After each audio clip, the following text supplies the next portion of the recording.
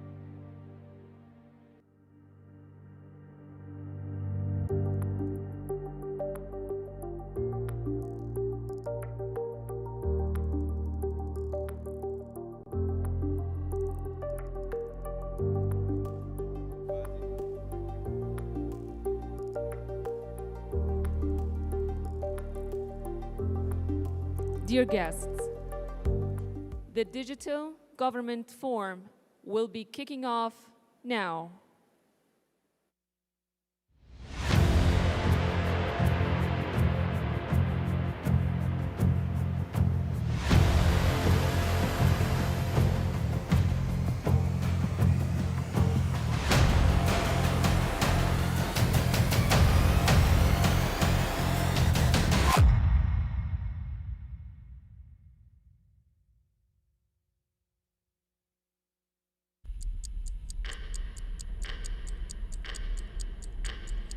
Five, four, three, two, one.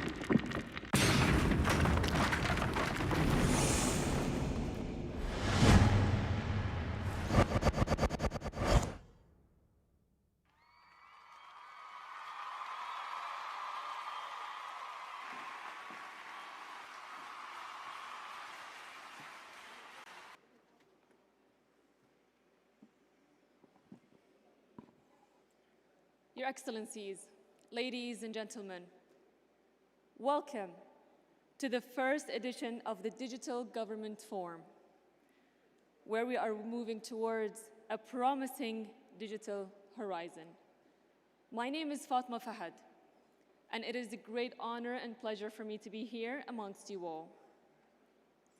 I would like to take this opportunity to extend many, many thanks to the Digital Government Authority for organizing this much-needed forum. So thank you very much.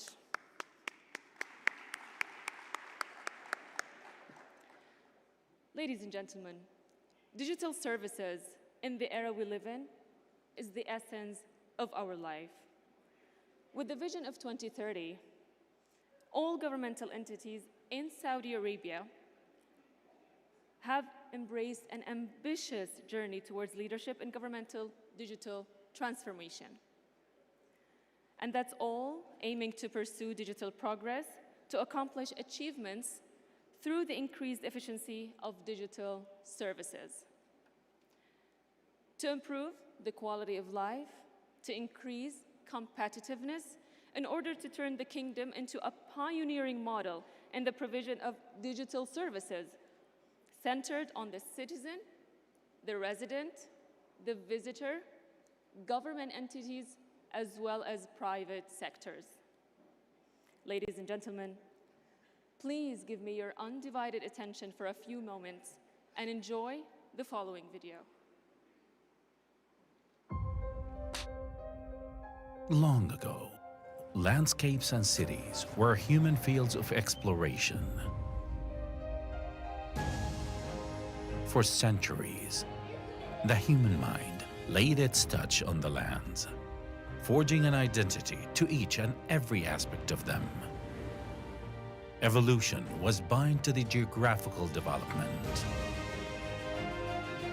And just when we thought that the sky was our limit, a new world opened to us. There, in the void, lie the most advanced technologies. No matter the distance in space and time, the load of information, the language, everything can happen simultaneously within seconds.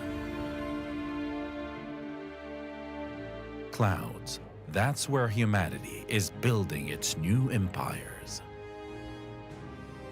After years of connecting the dots, we thrived in turning fiction into reality. What was once unattainable has become our way of life. Welcome to the KSA Cloud Headquarters. How can I help you? The Kingdom of Saudi Arabia is set to become the global leader of the digital economy through the full deployment of emerging technologies such as artificial intelligence, Internet of Things, blockchain, big data, robotics, machine learning, cybersecurity, 5G across public and private sectors. The KSA has the most digitally advanced e-government in the world. All ministries are nowadays accessible to our citizens anytime, anywhere. We discovered that the most valuable asset in a human's life is time. That's why everything is now a click away from any Saudi citizen. No need to commute, print papers, spend hours to finish a document. Our clouds are linked to the world's governments, institutions, and embassies, ensuring to facilitate any transaction, communication, or acquisition of any official document. Our services are not just tailored to people's livelihoods. They are safe, free, and transparent. Through green procurement, e-commerce, and online services, e-government will have a significant impact on the environment and the health of our planet. With a greener, timeless, intelligent, accessible, and sustainable e-government, and by joining forces with the world's leaders, this is how KSA thrives economically and becomes a pioneer in each and every domain for a better tomorrow for the humankind.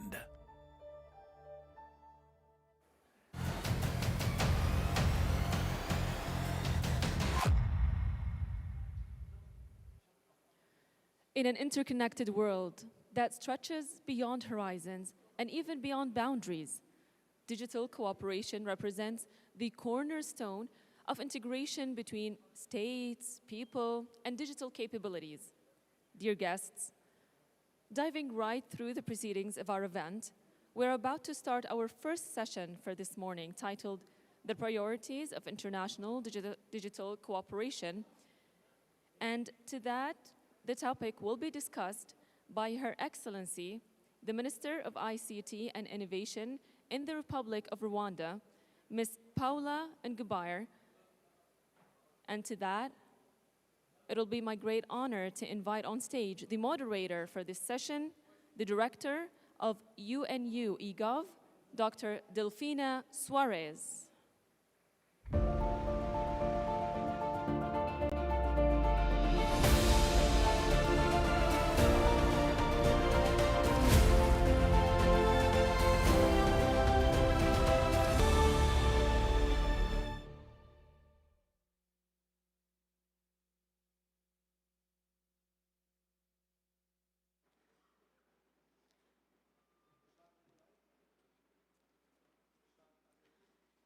Good morning.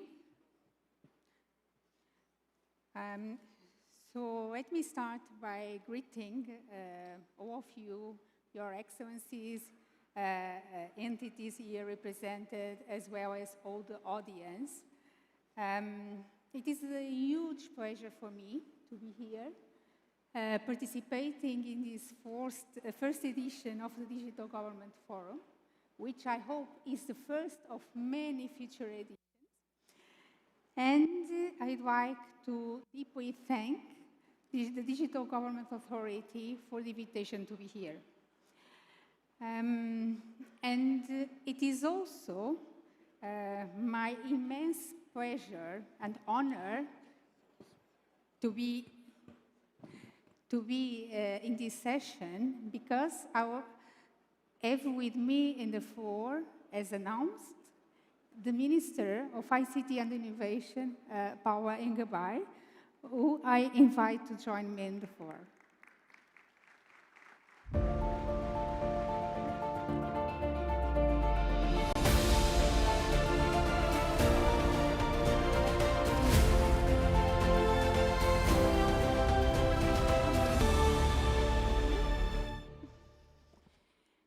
So before starting our conversation, because let me explain, it will be a kind of conversation that we'll have with the Minister, and a very insightful, I'm sure, and rich conversation. Let me just say thank you very much, Minister, for accepting this invitation, for being here with me, and allow me to congratulate you and your country for the achievements in the area of digital governance. Thank you very much. Thank you. So this session will last for around 20 minutes, and as I said, will be a conversation. I will start by one of the key words in the title that you can see, that is related with cooperation. And we all know, I think, that cooperation is a fundamental issue.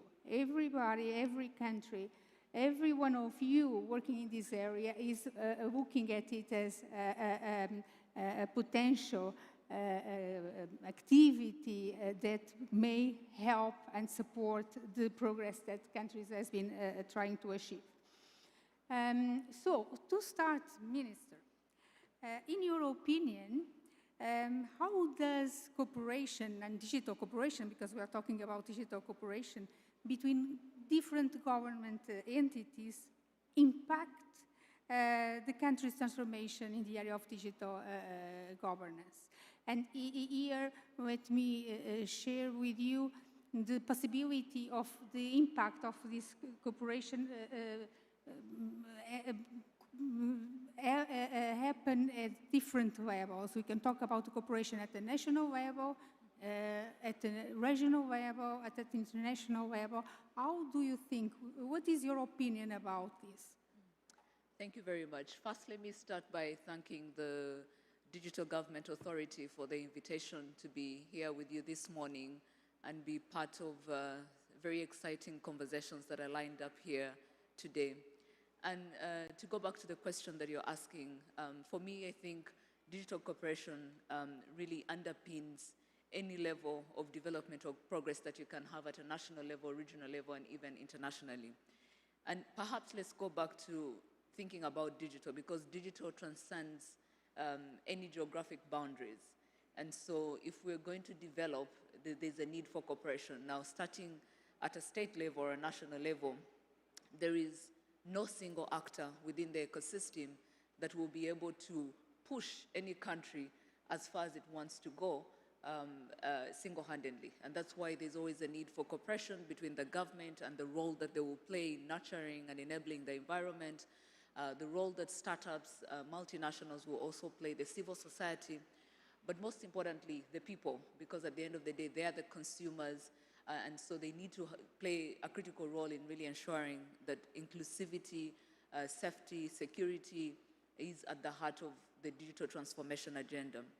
But even as we think about that, and I think you will all relate with the saying that if you want to go far, go alone. If you want to go fast, go alone. If you want to go far, go together. And I think that underpins why digital cooperation is very important at all different levels. Now, thinking about regionally, even internationally, no country is an island. So at the end of the day, we need each other, because if we're talking about digital trade, we're talking about financial inclusion, we're talking about all sorts of things around global cooperation, then you need that to really be at the heart of all the efforts that we undertake.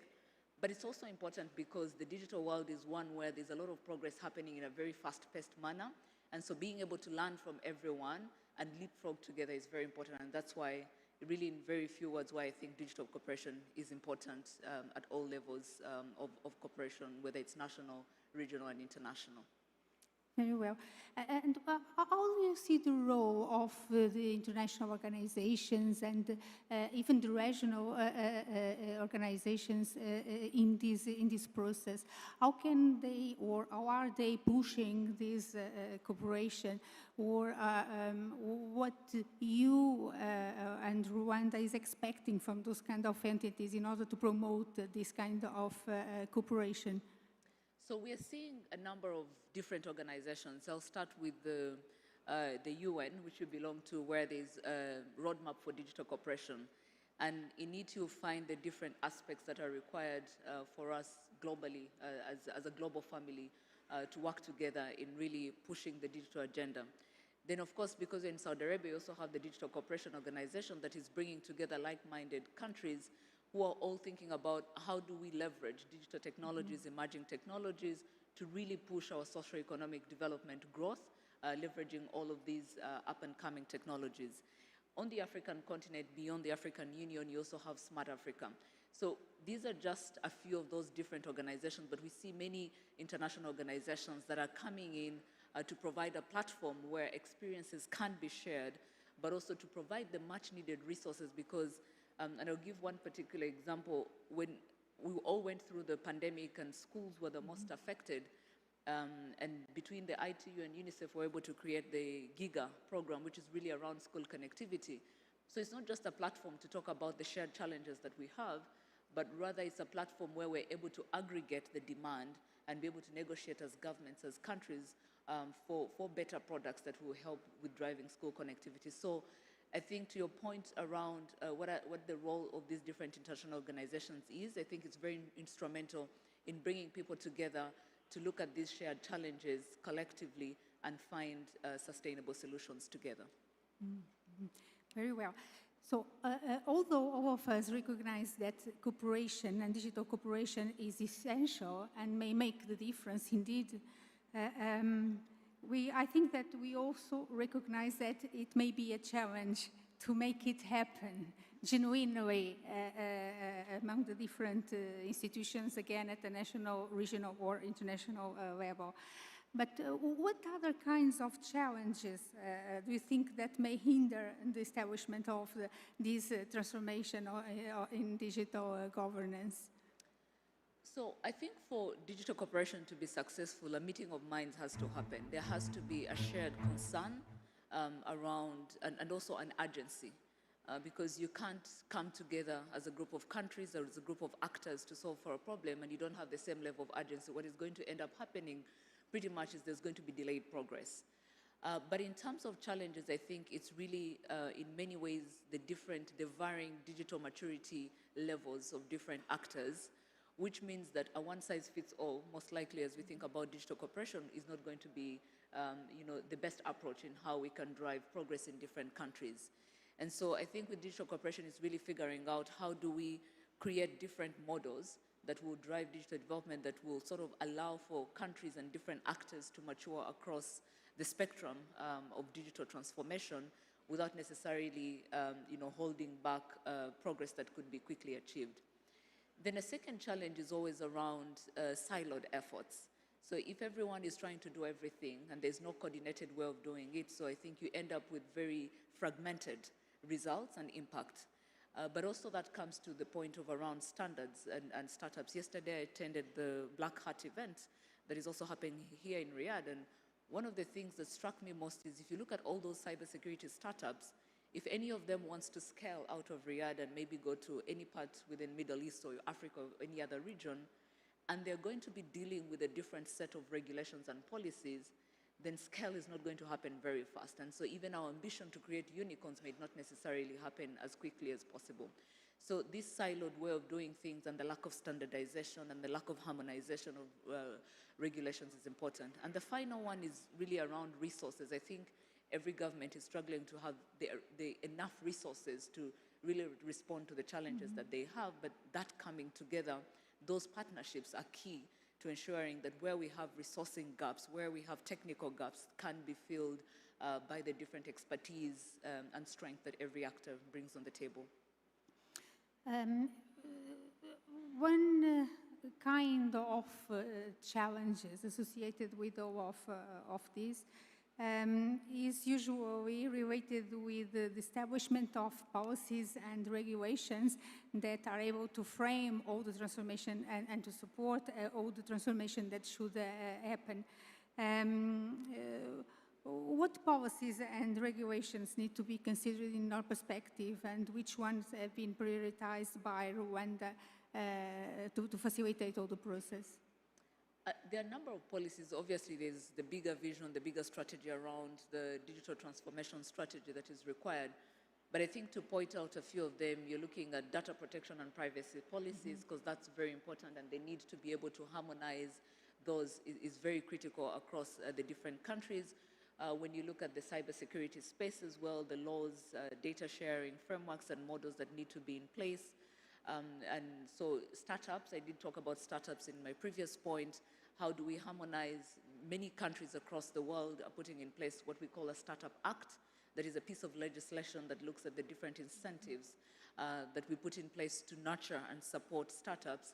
And so the idea is, how do we also have those kind of harmonized laws and regulations around that? The other one that's critical, because now we're leaving no one behind, it means also our children are increasingly online and leveraging digital technologies to support a more hybrid way of learning.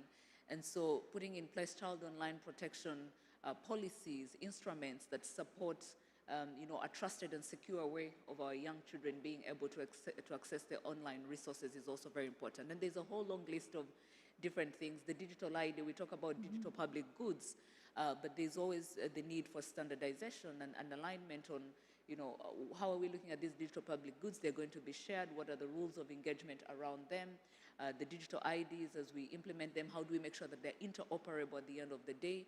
We're talking about financial inclusion globally. How do we ensure that digital payment systems are also secure and interoperable? So these are the different building blocks that we all need under the digital cooperation umbrella, need to work towards harmonizing and aligning on as global actors.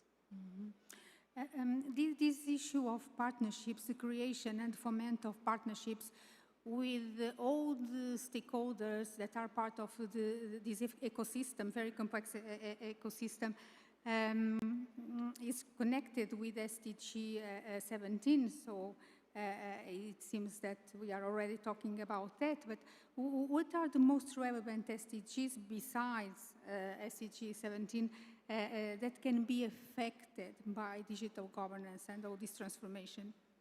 So my take is that essentially all the 17 SDGs can be affected by this digital cooperation concept and agenda that we're talking about. And why is that? It's that because in many ways digital transcends and is also cross-cutting across all those different 17 goals that we're talking about. If you look at each one of them, there is a huge opportunity and amount to be able to leverage digital technologies to sort of close the gap in those particular areas. But if I had to pick out some key candidates, of course, I'd look at poverty reduction, you'd look at financial inclusion. We're just coming towards the end of COP27, so climate resilience is one of those. And so these in many ways will be affected by digital cooperation. And how do you think that this impact may really happen? Because one thing is theoretically we seem to see this relation and the possibility of having this impact. The other thing is what we are witnessing, that is the impact for SDGs is not reaching the levels that we would like. Is there, how could this digital cooperation impact? What would be the element that could make this this impact happens with the strength that we would like? That's a very good question. I think we see varying degrees of impact when it comes to how are different countries closing on the gaps around the 17 goals. And that will always, if you look back, that will always be, a factor of many different reasons, from do we have the same amount of resources, what are some of those focus priorities, are we approaching it the right way, are we deploying the right solutions? But I think where digital cooperation, and maybe not to just dwell on digital cooperation, but focus on digital in general, digital and data, where it becomes very important, is the ability to leapfrog and fast track the way we close on the gaps that we're trying to close on under the SDGs. So how do we use these digital technologies? How do we use data to inform the different interventions that we're going to make as we quickly work individually and collectively to address some of these 17 goals? Very good. Can you name, coming back to the cooperation, what we have been always discussing indeed, can you name the top 5 priorities in your perspective for government digital cooperation? In your perspective, and also in what regards to Rwanda, what do you think are the top 5 priorities, or should be the top 5 priorities? So particularly for Rwanda, the first priority is going to be around accessible and affordable infrastructure. I think everything is not going to be possible. All these beautiful dreams that we'll have will never be possible if the infrastructure is not accessible and affordable for every Rwandan in every part of Rwanda. And so what that means is, even for a country like ours, where we've deployed the fiber backbone that is connecting all the districts and border points, it's also the deliberate partnerships and investments that we make in driving last mile connectivity. Then the second one is, how do you build trust? Because increasingly, as we use digital technologies, we need to think about building trust, safety around that. The third one for us is building digital literacy. And you remember at the beginning, I talked about actors. I talked about the fact that, in an ecosystem, nationally, regionally, and internationally, you have different actors from the government, the civil society, but also the people. How do we empower our people to be digital natives so that they can meaningfully benefit from these investments that are made by both the private sector and the public sector in ensuring that we have a digital-first approach to the many things that we put in place? And then the third one is really an enabling policy and regulatory environment. And that's why for us, cooperation is very important. Even my visit to Saudi Arabia is really to build those very strong partnerships around how do we align and have how do we learn from each other's successes, but also how do we build a strong bilateral partnership that allows us to really share experiences on how we prepare an enabling environment to grow this digital economy, because it's really a cross-cutting aspect for all of us. And the final one for me is, at the end of the day, for many of the countries, at the very early stages, government is in the driving seat in terms of where are we going with this digital transformation journey.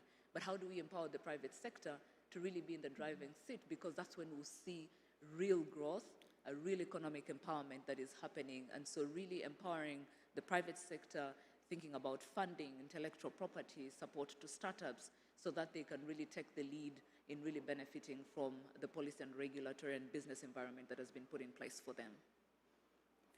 Very well. Thank you so much. You mentioned in your first reply the relevance of co-creation. Yes. How is your country, how is Rwanda fomenting this co-creation element that you consider so relevant for this digital cooperation and for all the process of digital transformation in governance? So co-creation is very important because at the end of the day, as a government, we're not just building processes or systems for ourselves. And there are two sides to the coin of when we talk about digital government, e-government in general. There is deploying technologies that allow us as governments to be more efficient and productive. But on the other side, there is how do we make sure that these things make sense, are affordable, are accessible, are user-friendly for the citizens. So how do you hit two birds with one stone in really the strategies that you put in place? It's really through co-creation, because you can approach development of a system from an inward focus as a government to say, how do we become more effective, more efficient, more productive? But also at the end of the day, for the citizens that are coming to us, for the businesses that are coming to us for a service or for any kind of support, how do they benefit from this process in a way that makes it very beneficial for them? So we, in many ways, today we have most of our government services digital, and this was an effort that was done through a co-creation exercise with our citizens, understanding what are those services that are most important to them, but if we're going to put them on digital platforms, what is going to be the best way for them to access them? Our president has laid out the vision in about three principles. One of it is thinking big, the other one is working together, and accountability. And I want to emphasize accountability because that's where co-creation happens, in making sure that as we implement programs, as we build policies, as we respond to citizen needs, we're doing it with a citizen-centric focus at the heart of everything that we do. And this is not just in the digital space and innovation mandate that I have, but it's something that we have across the entire public sector. Thank you so much. I think that maybe we have time for one or two questions from the audience. If there is any question that someone would like to ask to the minister. There's one over there. There's one over there. Someone waving. I can ask assistance for the mic, if possible. I think it was all clear. Yeah, no, yes, for sure. Meanwhile, while we are waiting for the question, let me ask, if you have to share with us, with all the audience, the major achievement that you consider in your perspective that was the major achievement of your country in this area of digital governance and the major challenge, could you share it with all?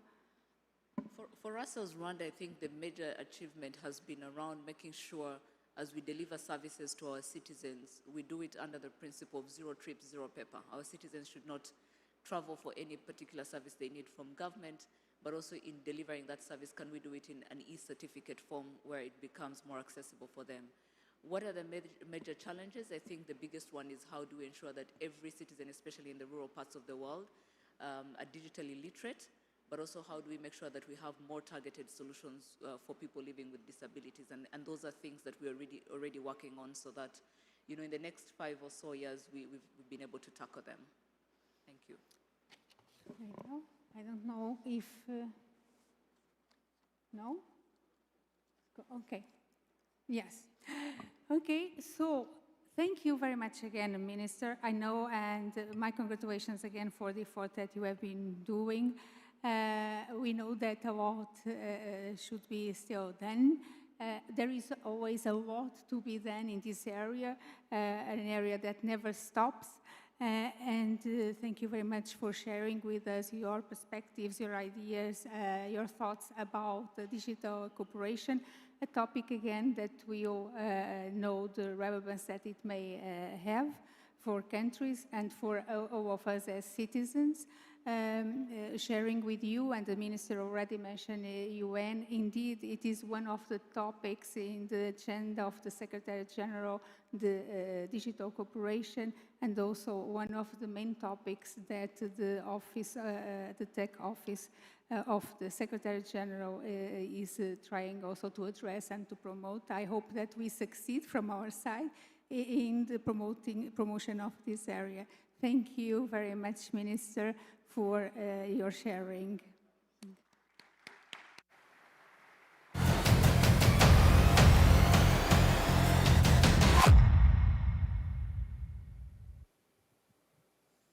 Thank you, Your Excellency, Ms. Paula, and thank you, Dr. Delfina, for moderating this session.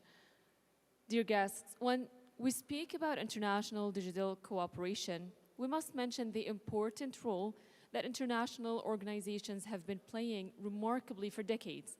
In fact, the World Bank contributes directly to digital evolution around the world and exerts outstanding efforts in the areas of digital transformation and in achieving the economic impact.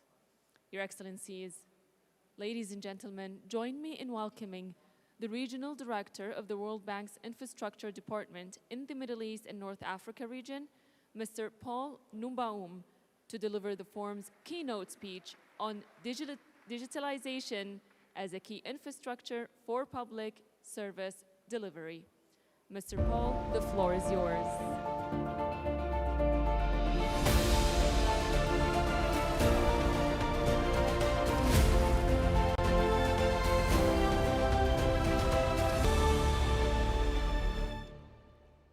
Assalamu alaikum. Good morning to all, honorable ministers, excellencies, ladies, gentlemen, all protocol observed.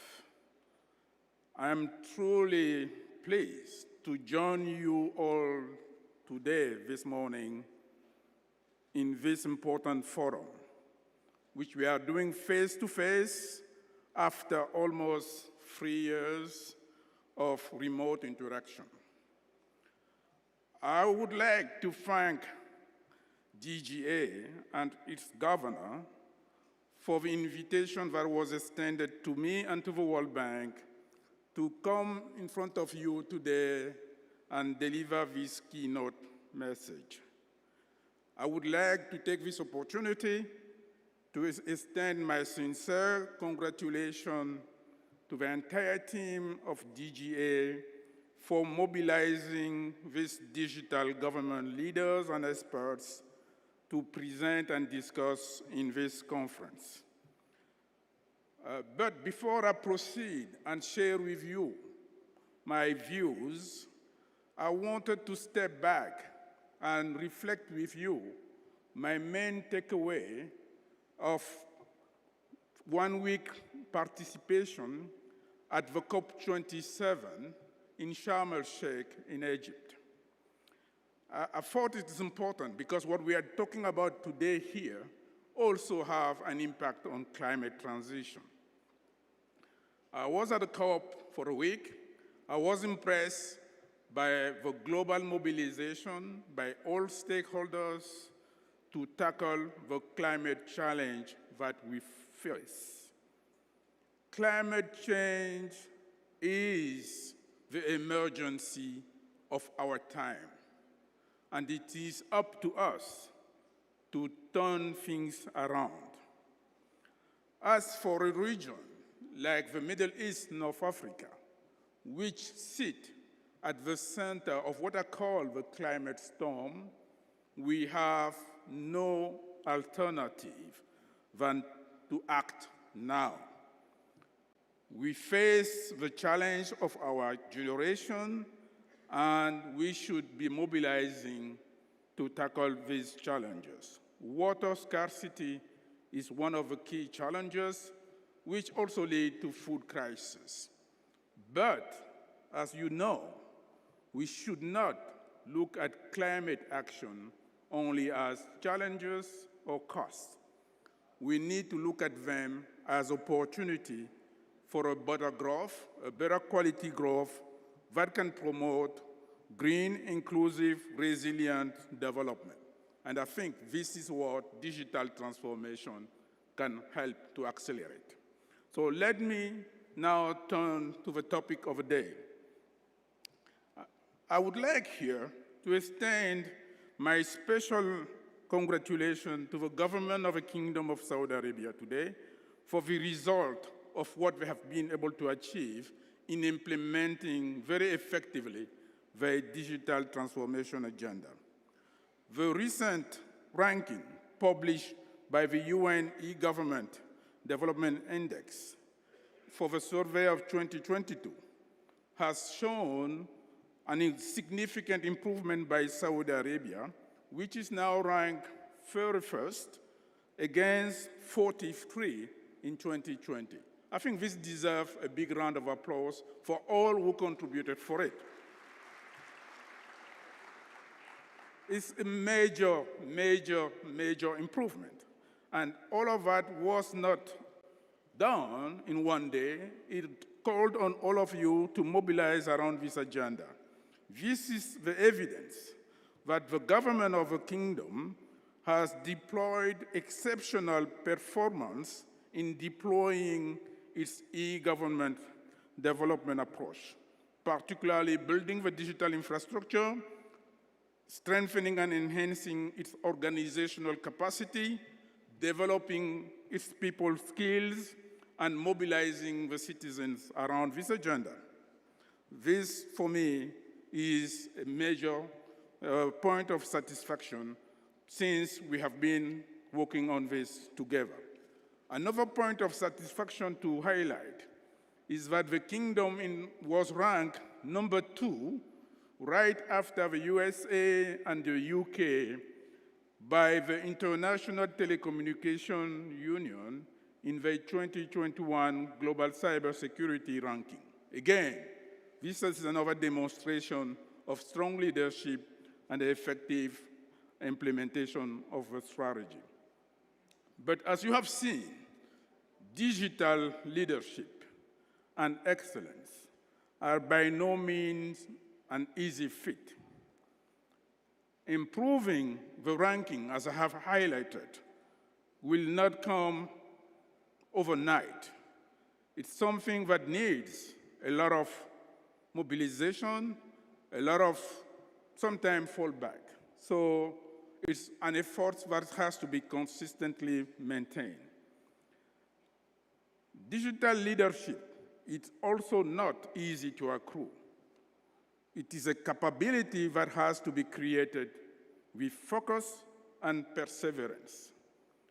This is only this way that improvement can be achieved over time. And this requires a long, sustaining engagement.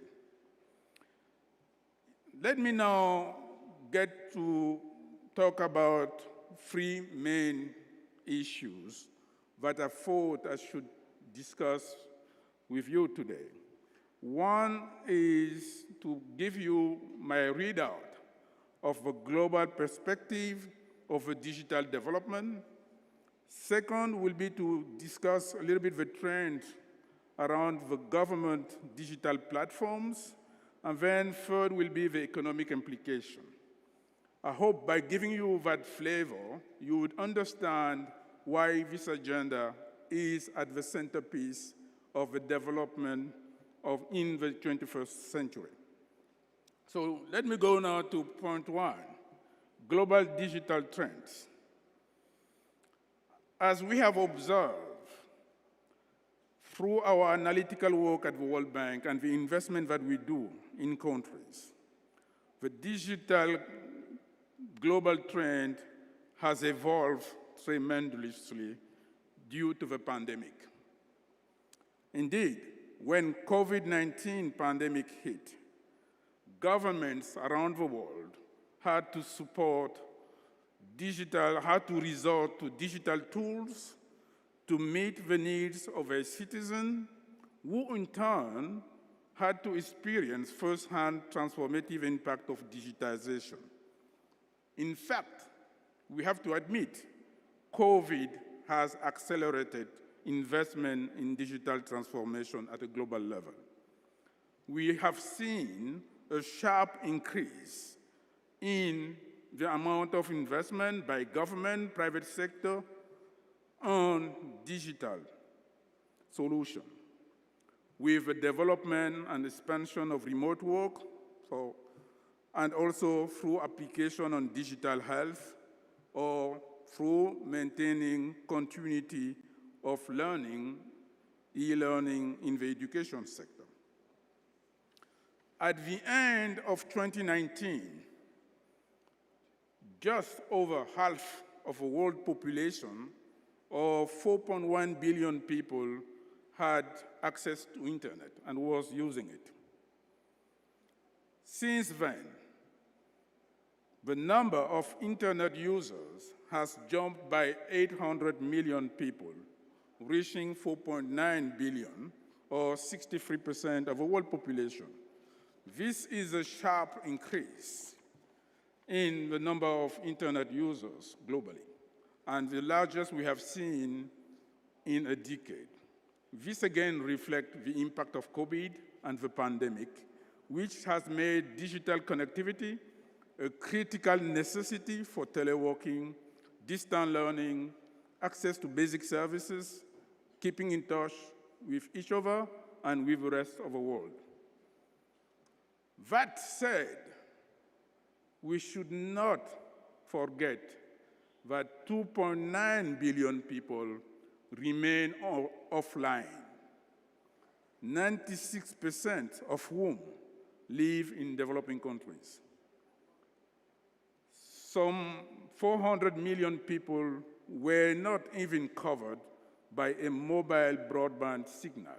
This is according to the ITU data. In the Arab world, about 5% of the population, or about 22 million people, are not yet covered by a mobile broadband signal. This is the digital gap. This is a digital divide we need to bridge, because if not, we will leave a significant portion of the population behind. At a global level, we have noticed also that government has risen to the challenge to provide increasing numbers of public services online. 72% of digital government programs have accelerated in response to the pandemic demands.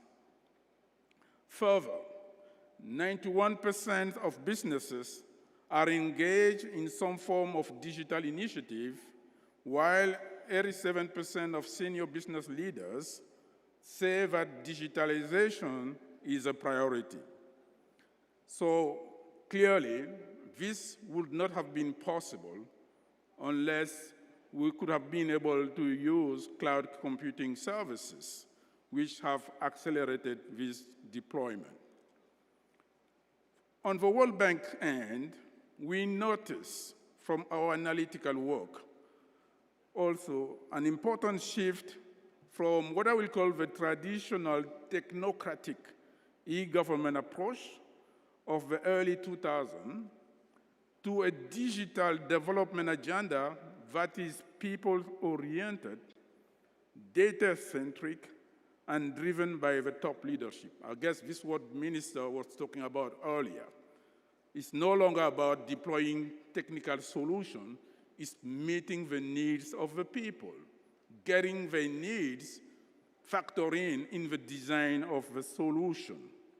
So we are moving away from the silos approach which have dominated the early beginning of digital transformation. We have noticed a movement towards whole of government and whole of society approaches in nearly all the countries of the world. We have also seen a flurry of application for remote work used by civil servants, by academics, in terms of providing also solutions for learning for students and teachers, or for health for citizens through telemedicine or vaccine online passports that we have seen throughout COVID. Clearly, what has been happening is the need to adapt our business and government practices to the new demand of our society. We can make services accessible online, therefore saving a lot of trips that were necessary in the past, for example, to access the same services. So what we see emerging is the emergence of a focus on digital capabilities that in both public sector and private sector will center on systems that can be deployed in a way to meet the needs of a general population. In the kingdom here, we have also followed closely what has been happening, and we have paid close attention to applications which have been deployed, like Madrasati or Tawakkalna, which have really supported, continuity of education solution and health care access during the pandemic.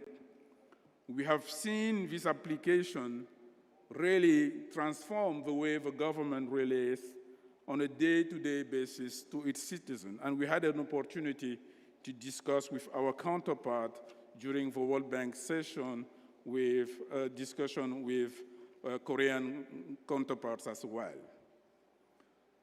All in all, it comes to what? It comes to the fact that when government had put in place ability to improve through digitalization, the way they can offer services and deliver these services through modern technology, this government get much more effective and get much more closer to their citizens. And this calls not only to put in place some frameworks like data governance, data sharing, framework for regulating digital platforms, which should preserve and ensure accessibility by citizens and ensure, again, the privacy and the security of use by citizens. So this allows me now to move to the second part of my note, which was to talk a little bit about the digital platform. The digital platforms have also been evolving. It's fair to remind ourselves that these platforms that you take for granted now didn't start long ago. Most of these were pioneered by the GAFA, the Google, Amazon, Facebook, Apple, were the one who started deploying digital platforms. And digital platforms have now become the model for a scalable and desirable digital government. Digital platforms enhance even more the integrated approach that has substituted to the siloed approach that used to exist in the first generation of digital government solution. They provide cross-cutting, integrated, horizontal capabilities that coordinate government services across multiple domains, such as ecosystem, Internet of Things, IT system, and analytics. These make it possible to increase the citizen experience through the support of live event relevant for a specific situation. So what digital platform needs to build on in terms of factors? First, you have to ensure you have digital IDs to facilitate online authentication in interaction with government and also with the platform that we are accessing to. Second, you need to ensure digital communication through digital mail, which is a secure and certified communication account that enable certified communication to and from the government services. You need to ensure digital payments, which are important for ensuring the payment being done.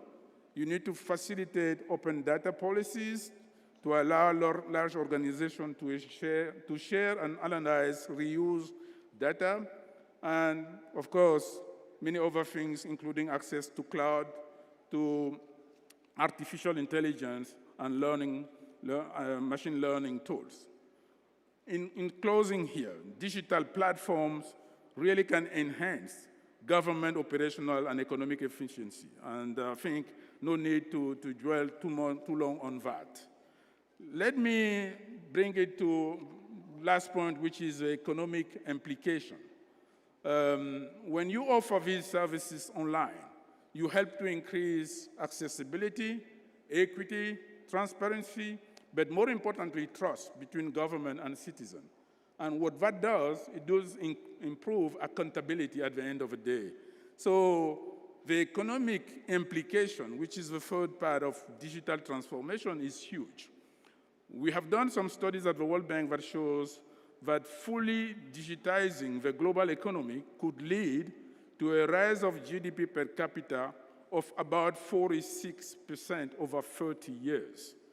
All of that in dollar terms, we can have an estimate around $1.6 trillion. This is huge. If you were to do the same exercise for the Middle East North Africa region, the GDP per capita for the region would increase in the first year by almost 300 million.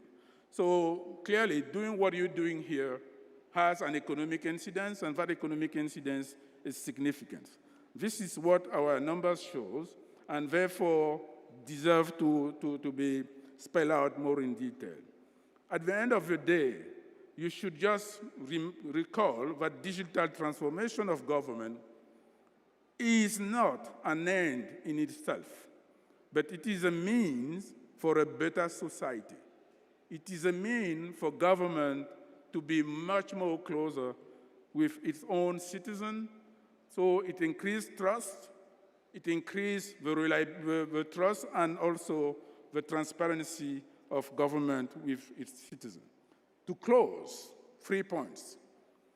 Digitalization, as you have been doing and you have seen, is a journey. It is not a destination. You will have probably to redo what you have already done because you want it to be better, because the technology has changed, because the needs have evolved.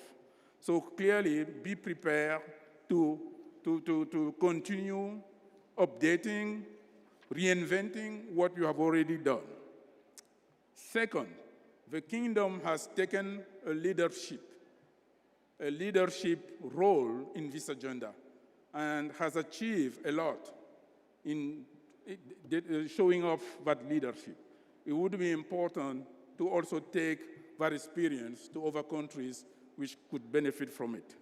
Third, it is important to continue building your capabilities, particularly the digital skills and also the private sector skills, so that you can enhance the local content part.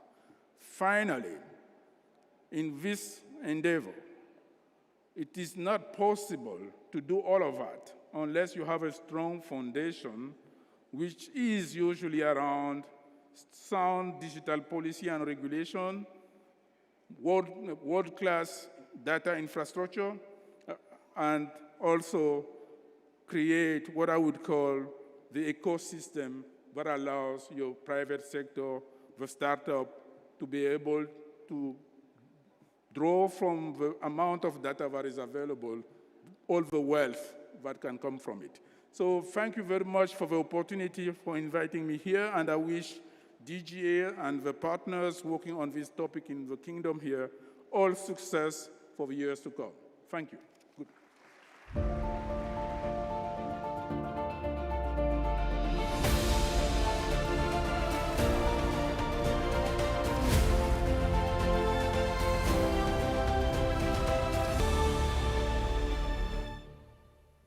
Thank you, Mr. Paul, for presenting this keynote and all the valuable key points you provided.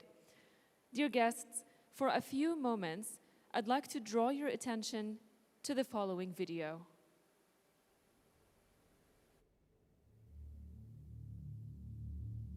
Sharing a progressive relationship with the world, we have evolved by experiencing different phases of life, directing us to a common destination, to embrace a progressive present and future.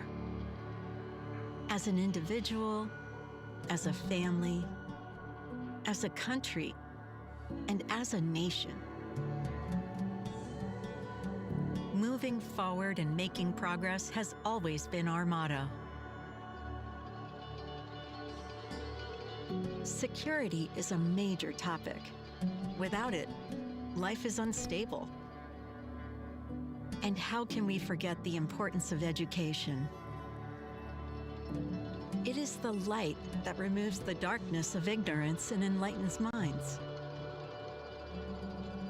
Then we work to complete the circle of need, where it grows wider and our world grows with it. This is how we all live. And today, life in the digital world is no different. It has the same importance and the same aspect as the real world, be it security, education, health, communication, business, or work. We have created a complete world for ourselves, which serves us, and we serve it back. It was intended to be a substitute, and is now our main choice. With all this progress and growth in our ever-evolving world, we still need answers. How can we ensure easy access to the digital world for everyone? How can we keep it safe? How do we protect our confidential information? How can we preserve our knowledge and work without missing a piece? What would happen if it was to shut down? Here, we stop to think and ask questions. Everyone looks at us to find the answers. And we will find the answers.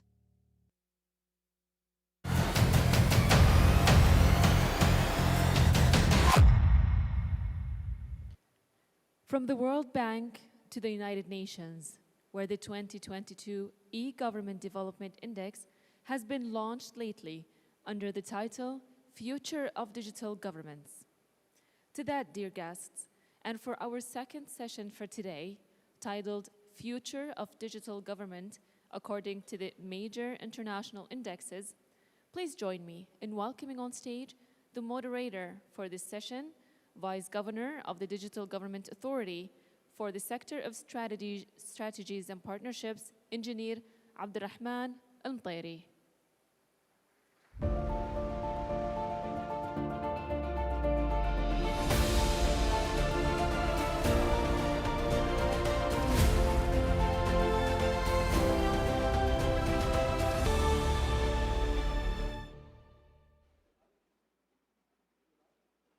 بسم الله الرحمن الرحيم، الحمد لله رب العالمين، والصلاة والسلام على أشرف الأنبياء والمرسلين. بداية استأذن الحضور الكريم أن نستمر في تقديم هذه الجلسة باللغة الإنجليزية لوجود متحدث دولي، بالإضافة إلى وجود عدد كبير من المتابعين عبر قنوات البث المباشر. وأيضا ذكرني الزملاء أن لدينا فريق رائع جدا للترجمة، فإذا كان هناك احتياج للترجمة تستطيع الزملاء مساعدة من يحتاج لذلك. Ladies and gentlemen, it's my pleasure to be here today with you.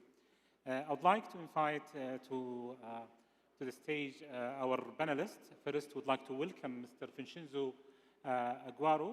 He's joining us live from New York. He is the head of digital government at UNDISA.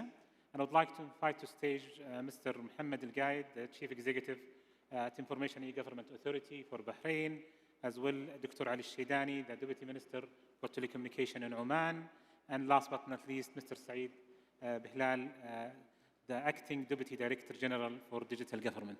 حياكم الله. Welcome to the stage.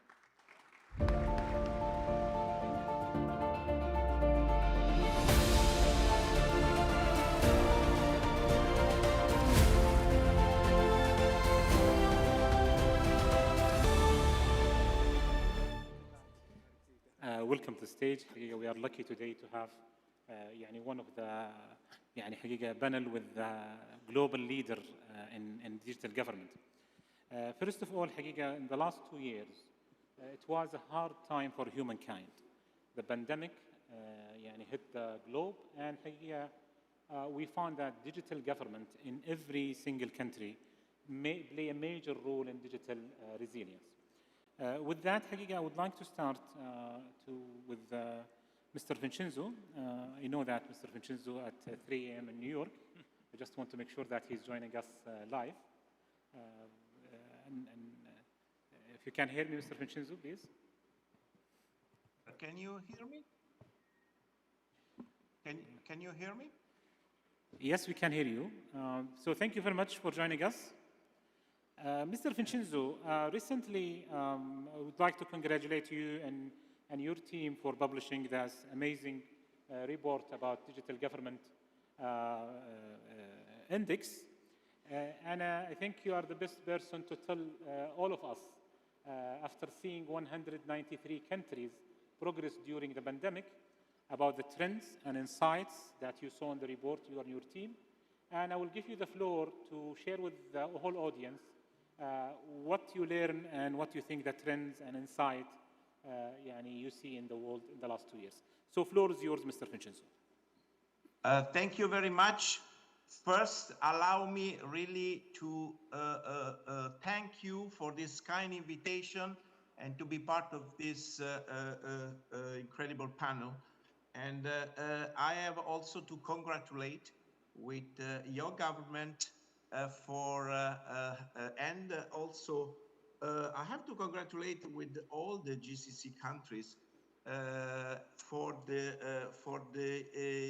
really great improvement as a whole in the region and not only in the region. I have a presentation. Allow me to share the screen. I have not my platform doesn't allow me to share. So maybe if they can support me on this, so we can start, unless you can run the presentation on my behalf, because so far I cannot do that for myself. So you'll ask about the help from a producer, if you can put the presentation on the stage, please.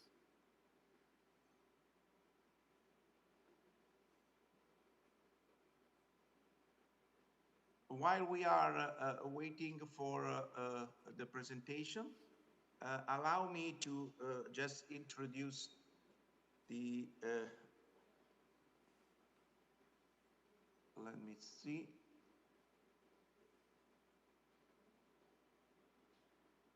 From my side, I cannot share the screen. So maybe the best thing to do is that someone from the organization can share the presentation I have sent in advance. My presentation is about the key findings of the UN e-government survey. As you know, the e-government survey is a flagship publication of the Department of Economic and Social Affairs. And since 2003, it is used every 2 years. It is issued every 2 years and has been recognized as a valuable measurement and development tool, serving also as policy framework for public sector on digitalizations. I do believe all of you is familiar with the report and with the methodology that is based on a quantitative composite index called the E-Government Development Index, or EGDI. EGDI is based on the 3 sub-indices: the Online Service Index, the Telecommunication Infrastructure Index, and the Human Capital Index. The survey presents a ranking and a rating based on the EGDI, organized in 4 main groups: very high, middle, and low EGDI, further divided in 12 different rating classes. Within those groups, countries with the same rating class have the same level of digital development. Okay, now I can share the presentation. I'm allowed to do that.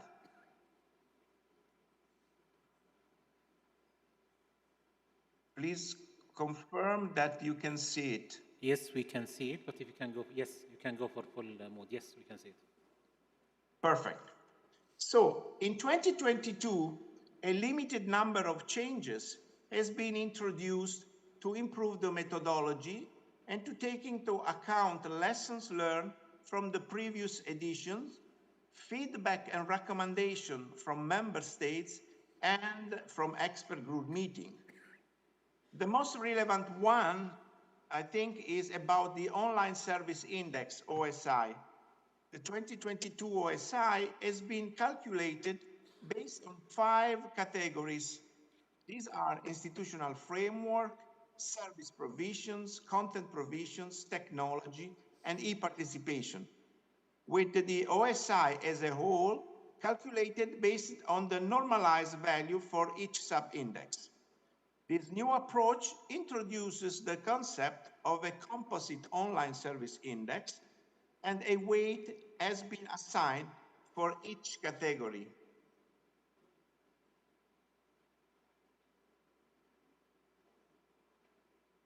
The 12th edition of the survey also offers new evidence on how technology is transforming the way government operates, shifting from the traditional technocratic approach to an integrated digital agenda that is policy-oriented, people-centered, and data-driven. And I'm happy to see that these findings are in line with the findings of the World Bank, as the previous speaker, Mr. Paul, have said. It illustrates how e-government has expanded and evolved from silos to all of government and all of society's approaches. At a glance, there is an improvement in global trends with the transitioning of many countries from lower to higher AGDI groups. More than 2/3 of the countries are now in the high or very high AGDI group, and only 7 countries are in the low AGDI. Unfortunately, 6 of them are from Africa. While we have observed widespread reliance on digital technologies for services delivery during the COVID-19, digital transformation has not yet materialized worldwide in a more homogeneous and comprehensive manner, especially for developing countries. Overall, the upward trend is encouraging, but the global average GDI value raised less than our expectations in these 2 years, as highlighted by the red circle in this slide. At the regional level, Europe continues to remain the leading region, followed by Asia, the Americas, Oceania, and Africa. So, despite investment in technologies and the development gains achieved in many countries, the digital divide persists and for some group of countries even increase. If we use the global average GDI as a proxy for measuring the digital divide, the 2022 survey indicates that about 45% of the combined population of the UN member states, and we're talking about 3.5 billion people, still lag behind. In Africa, 50 out of 54 countries have AGDI value below the global average, and the same is true for 11 of the 12 seats in Oceania. As clearly shown in this map, ongoing challenges continue to undermine the development efforts of many countries, especially the least developed countries and seats. Even before the COVID pandemic, there were widening socioeconomic inequalities exacerbated by digital gaps, but the accelerated digitalization for a fast recovery during the pandemic has magnified these divides for some countries. So, the digital divide is now the new face of inequality. and the global community needs to take action to leave no one behind. One of the key lessons learned is that the future will be still hybrid and not only digital. The primary objective is recognizing human agency and supporting human development through digitalizations. Therefore, the future should be an inclusive, integrated, analog digital ecosystem that will ensure no one is left behind. And to do so, should also adopt the principles of inclusion by default and inclusions by design. It means more proactive effort to acknowledge and identify gaps and to provide new mechanisms to engagement vulnerable population so that possible discriminations are better identified and overcome to improve the lives of those who need the most. The global community can contribute to leaving no one behind in digital government through knowledge exchange, strategic partnership, and collaborative capacity development. And the digital government should work always as an equalizer for inclusion. To do so, leaving no one behind should guide policy development and implementation in the e-government and more in general in public sector. Government should adopt inclusion by design strategies before doing digital by design. A whole of government approach that integrates multi-level, multi-sectorial, and multidisciplinary strategies and partnerships is also needed for the implementation of inclusive digital government. And the targeted, localized, and contextualized approaches should be developed for different groups of vulnerable, as not all excluded groups are confronted with the same barriers. At the same time, innovation and new technologies must aim to be truly inclusive. The last minute, Mr. Vincenzo, this is, yes. We have one more minute if you don't mind. Yes. As for today, more member states are deploying cutting-edge technologies such as cloud computing, artificial intelligence, Internet of Things, and 5G. Some have been developed new methods for exploiting data-driven policy and decision-making tools, and have created pilot initiatives and sandboxes to design, validate, and scale up innovative solutions. New approaches, such as complex network analysis and use of big data, are strengthening member state analytical and anticipatory capabilities and are shaping future development scenarios. Governments are setting themselves up to better anticipate and respond to the needs of all member states of societies. Looking at the future, and I conclude, the survey indicated that a growing number of countries are moving towards seamless, invisible government in which fully automated services are made available without any interaction with the citizens, as well as new personalized services are accessible to anyone, anytime, from anywhere. But the 2030 Agenda for Sustainable Development should remain the government blueprint for building a more resilient and inclusive future, with leaving no one behind becoming more and more the operational principle for guiding digital development and for making e-government as a force of good. And with this, I conclude. Just my presentation also shows some global leading trends. This is the top leading countries in the world. And I want to acknowledge the United Arab Emirates that reached the group of the leading, but also in Asia, we have UAE, Saudi Arabia, Oman, Bahrain that lead the regional. And this is the GCC, where we have the 6 countries. And with this, I thank you, and sorry if I took too much time. Thank you, Vincenzo. I'll come back to you, but this is a very, very interesting finding. I will go to Mr. Mohammed Al-Gaid. Mohammed, from this global trend, how did you see the local context in Bahrain as well as in GCC on the trends and insight, and if you can give us يعني, more highlight on the development that's happening now in Bahrain. Please go ahead. Thank you. Bismillah ar-Rahman ar-Rahim. Alhamdulillah, wassalatu wassalamu ala Rasulullah.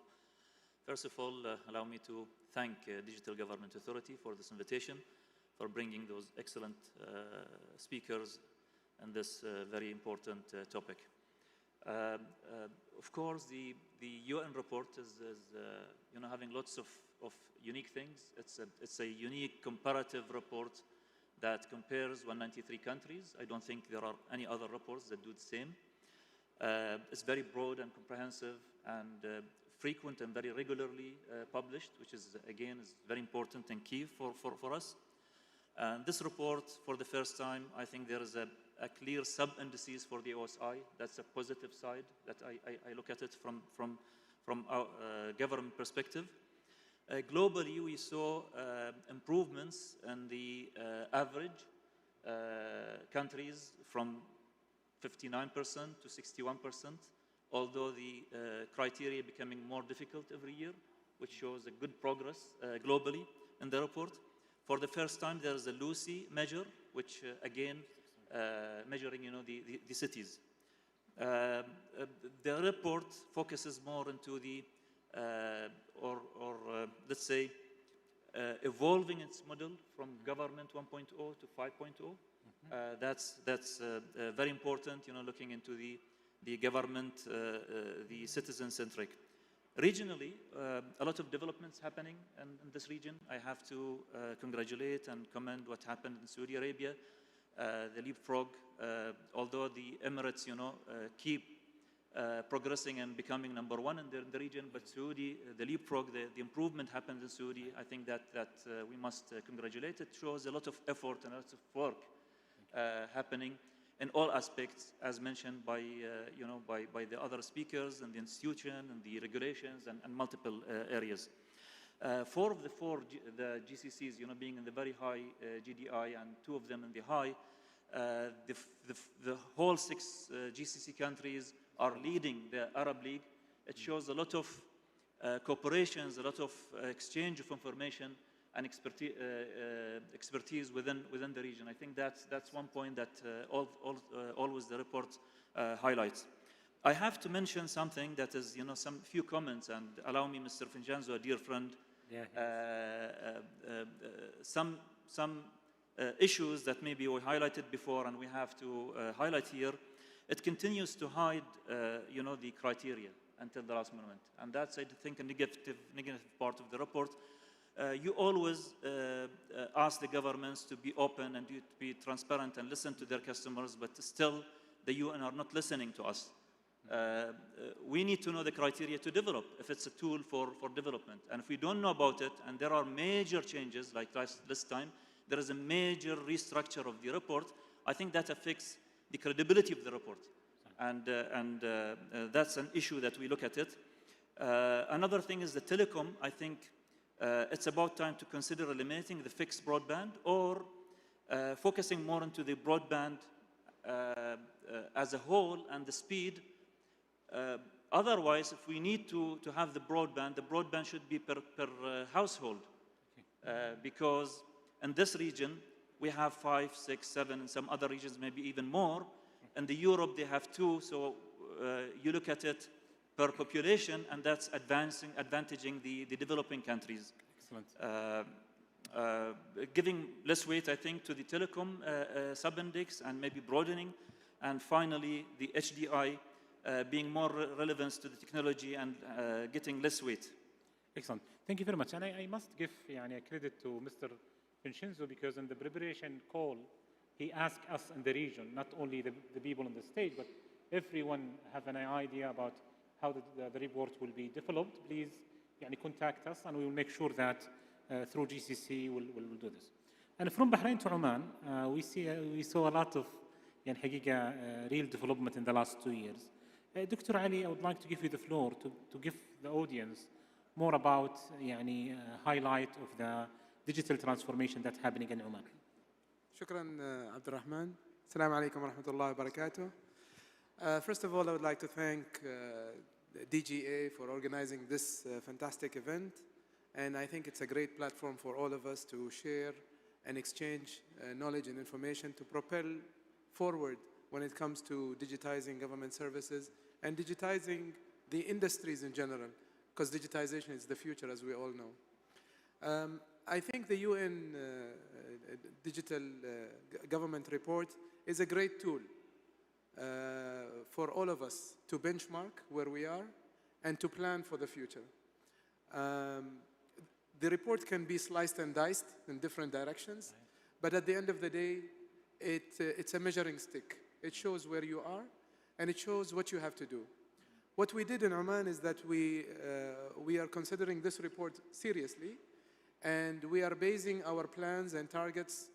One of the targets that we put, and one of the KPIs that we put for our digital transformation journey is advancements in the report.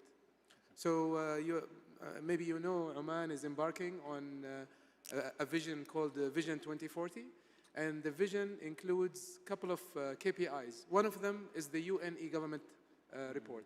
So it's the UN e-government index is a KPI at the national level in Oman. It is there at Vision 2040, and so our digital transformation plan has to achieve that target that was set in Vision 2040. Looking down at the plans that we have also embarked on a new 5-year plan for digital transformation. A lot has happened in last years in developing digital transformation, and now we are focusing on managing and trying to meet user expectations when it comes to digital services. Users expect the best services all the time. Citizens in general are used to updates and upgrades that are happening to their handsets and to the apps that they use, so they don't expect less from government services. And this is always a moving target that we always try to keep and try to get it achieved. There is a lot of developments that are happening, and if time permits, maybe we will share some lights, inshallah. يعطيك العافية. شكرا جزيلا. Thank you very much. And from Oman to United Arab Emirates, first of all, I'd like to congratulate you for the great effort that you resulted in the UGDI. And I would like you to share with us some in 2 to 3 minutes, we are under pressure of time. What are the success areas that you think make United Arab Emirates moving forward and leapfrog from 20 to 13 position globally? خلطة السرية هذه. بسم الله الرحمن الرحيم. بداية أحب أشكر أهلنا في الرياض على كرم الضيافة وحسن الاستقبال. بارك الله فيكم. Regardless of the ranking, really, if you see the GCC countries, as per the EDGI, they scored above average and advanced. And you can see everybody is moving toward the right direction and providing value for their citizens, especially the high ranking in the survey. And you can see how they moved a long way from being traditional e-government, focusing on the low stack of the compute, where you focus on the data center and the servers, and you end up with digitizing few services, to agencies which create and co-create value to the stakeholders, be it the leadership, satisfying their vision, or bringing value to the citizens and residents of the country. All this done in continuously innovative and sustainable manner. In the United Arab Emirates, we have some challenges. We have over 200 nationalities. I know the nations in the UN is around 196, but there are nations which are not recognized as countries. But this brings a challenge in creating user-centric services. In addition, also having the 2 levels, federal and local. In each emirate, you have a separate digital government. This creates some sort of complexity, but it also creates some advantage, where each emirate compete with the other one. And this really bring the value up and raise the bar for everybody. Similarly, the GCC countries compete and learn from each other, and this is very healthy. Whole of government in the United Arab Emirates is being emphasized. Everybody you see is moving in the direction where you have one portal for all the services. We are moving away from having each government agency having its own portal. This makes it easier.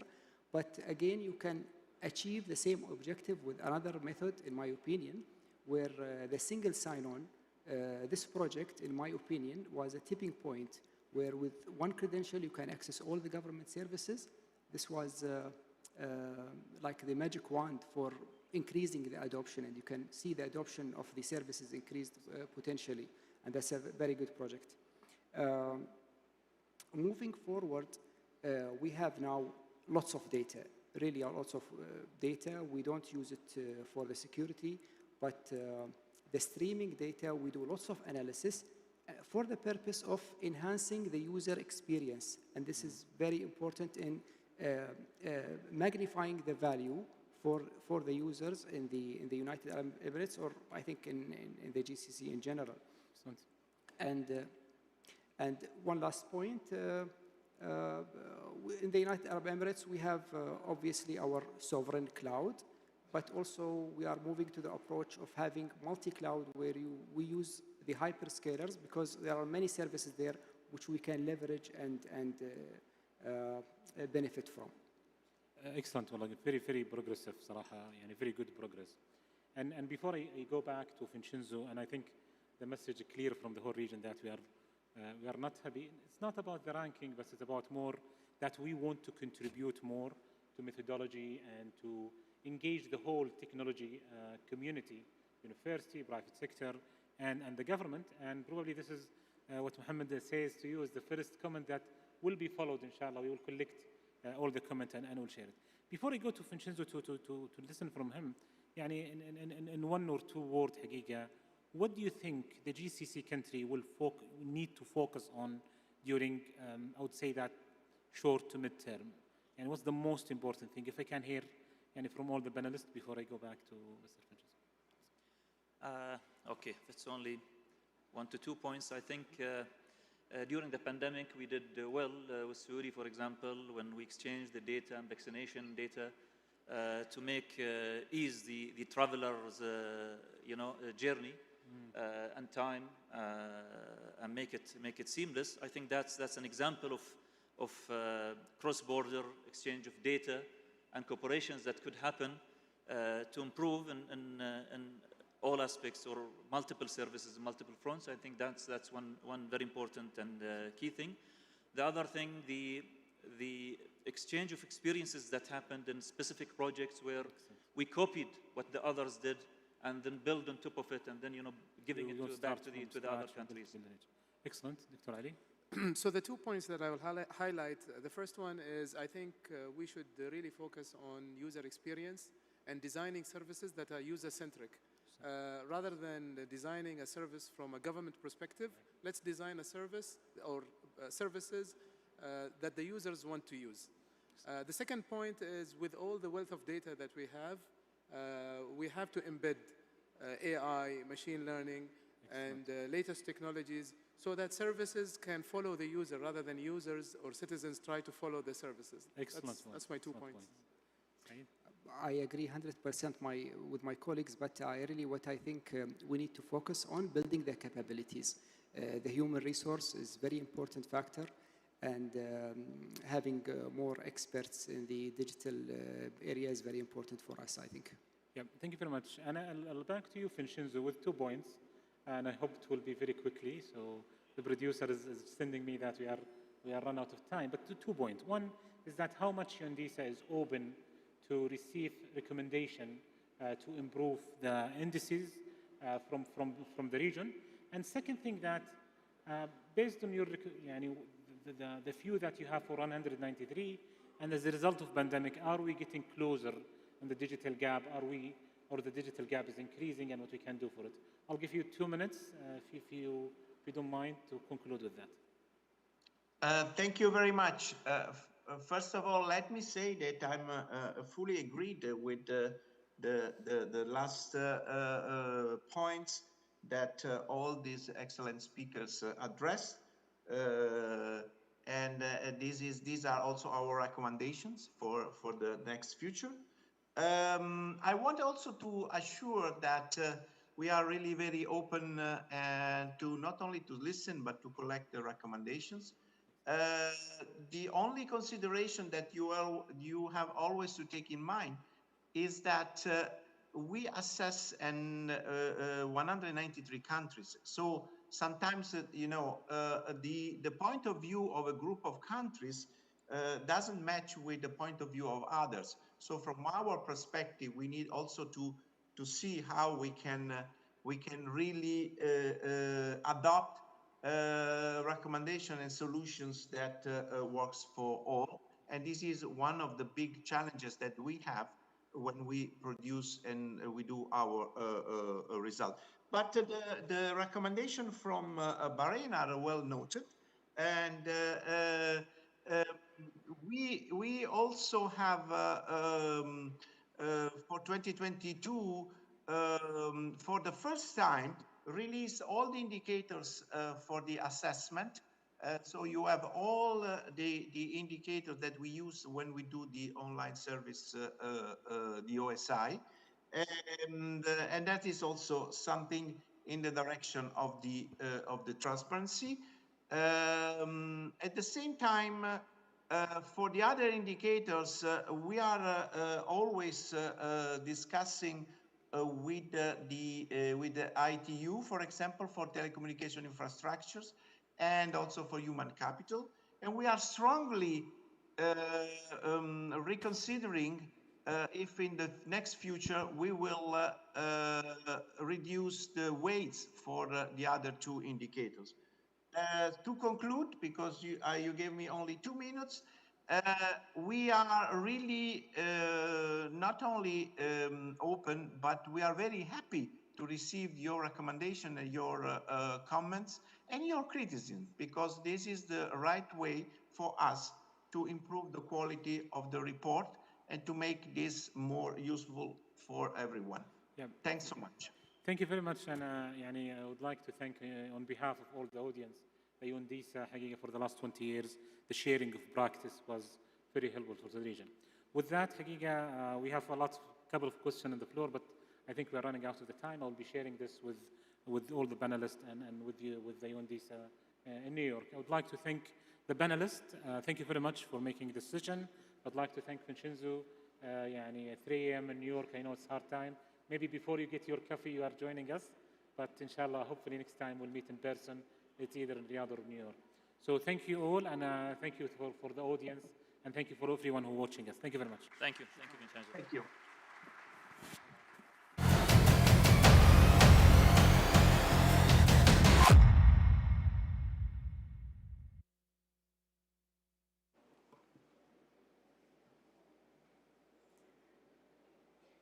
Thank you, Mr. Abdurrahman. And many thanks to your guests for this session as well. Premium digital governments require a comprehensive, coherent, outstanding digital material. The National Enterprise Architecture aims to accelerate the digital transformation and increase performance efficiency, all to reach a complete digital government with a unified national vision that places the citizen first and creates harmony between businesses and information technology in an efficient manner. It gives me great joy to tell you, dear guests, that many government entities have implemented the National Enterprise Architecture, and today they will be earning the NEA's adoption certificate.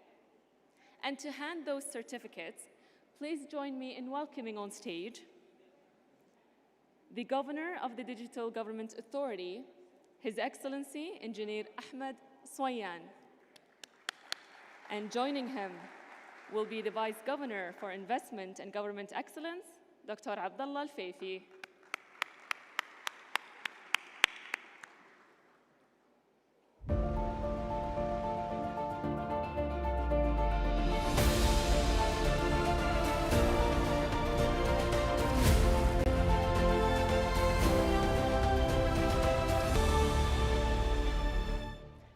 entities that have earned the NEA's certificates are the Ministry of Education, and it will be represented by Dr. Walid bin Abdul Aziz Al Jandal to receive the NEA's adoption certificate.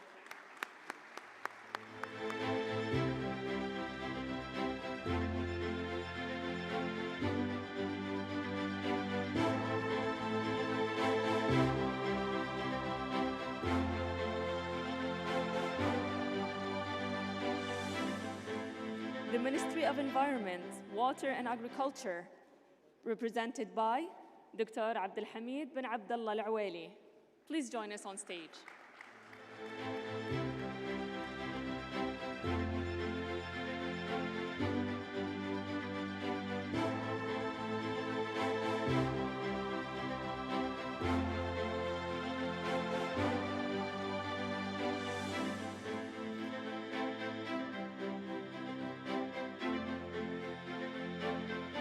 Thank you, Mr. Al-Awali. The third entity is the Ministry of Tourism, presented by Ms. Al-Jawhara bint Abdullah Al-Miqbil.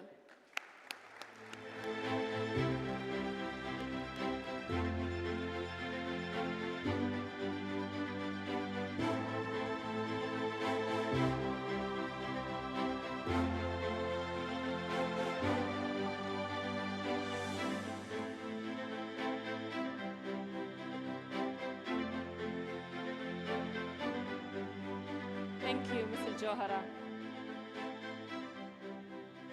The next entity that have earned the adoption certificate is the Saudi Standards Metrology and Quality Organization. Let us welcome on stage its representative, Engineer Sultan bin Dayfallah Abu Khsham.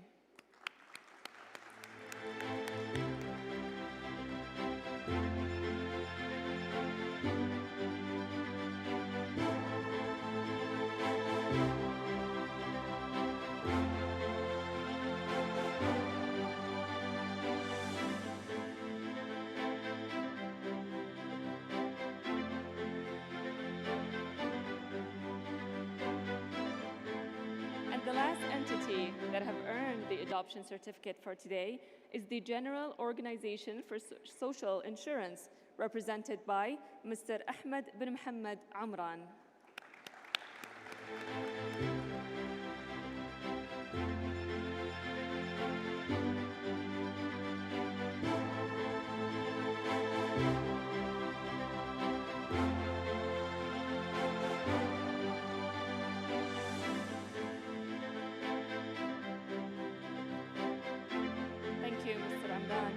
Thank you, Your Excellency, Mr. Aswayan, and thank you, Mr. Al-Fayfi, for showing your appreciation by handing those certificates.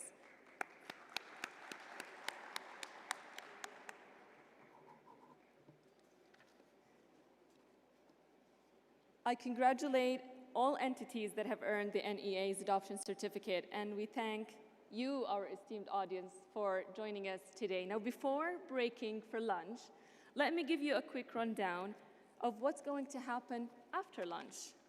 We are going to continue our discussion sessions, highlighted by a ministerial discussion session, featured by their ministries, having a thorough discussion of our topic today. And we will also be honoring a few special entities, so stay tuned for that. So please, enjoy your lunch, and we will see you back here after lunch.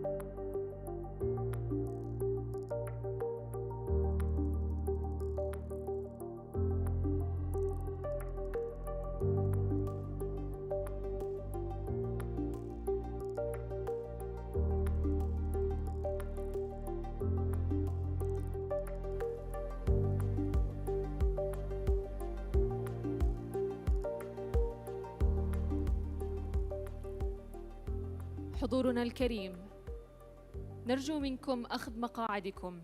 الملتقى سيبدأ بعد دقائق قليلة.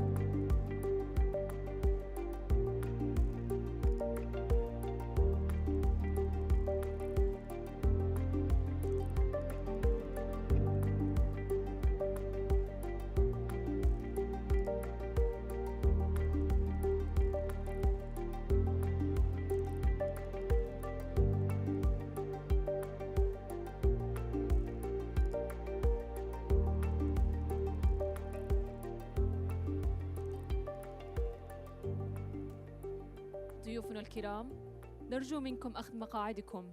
الحفل سيبدأ الآن.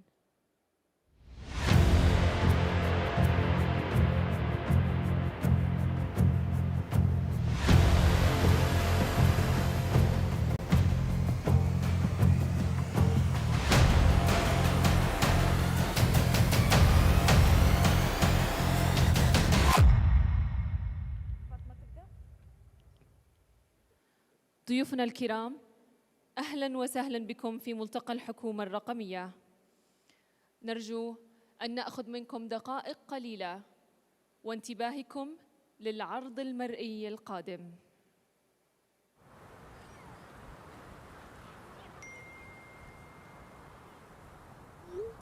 الشحن وصلت للبيت وتم استلامها. تخيل لو ما كان في كليك. من المفروض إني أرتب شنطتي وأقص تذاكري والوعد المطار. لحظة، الجواز منتهي، لازم أجدده. جهز ملفك، خذ لك صورة، اطبع فورمة، مر الجوازات، صف بالطابور. يمر أسبوعك، تستلم جوازك وتروح المطار. وبعدها تاكسي أو إيجار. توصل فندقك، تختار البضاعة وتدفع حقها وتخلص جمركها. ترجع ديرتك، تنتظر بضاعتك توصل بالسلامة. تنتظر سواقها يوصلها.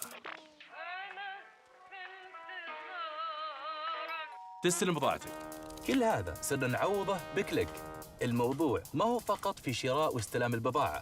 الكليك صار موجود في جميع نواحي حياتنا. تحجز موعدك، ترسل وتستقبل، تجدد جواز، تطلب رقم، تشتري غرض، تدفع فاتورة، تستلم طلب، تحضر جلسة. حاضر يا شيخ. تتزوج، توثق عقد، تسجل مولود، يتربى بعزك، تبيع سيارة، تطلب تاكسي، تجدد رخصة، لا الثانية، تحضر اجتماع، تشتري بيت، تسوي وكالة. شوف درجاته. الكليك غير حياتكم وسهلها، بس بالنسبة لجيلنا يعتبر مجرد كليك، لأننا ما عرفنا غيره، عشان كذا ما يبهرنا. لكن المبهر إن كل هالتغيير صار خلال 5 سنوات تقريباً. طيب وش نقدر نسوي خلال ال5 سنوات القادمة؟ خلوني أقولكم وش نقدر نسوي.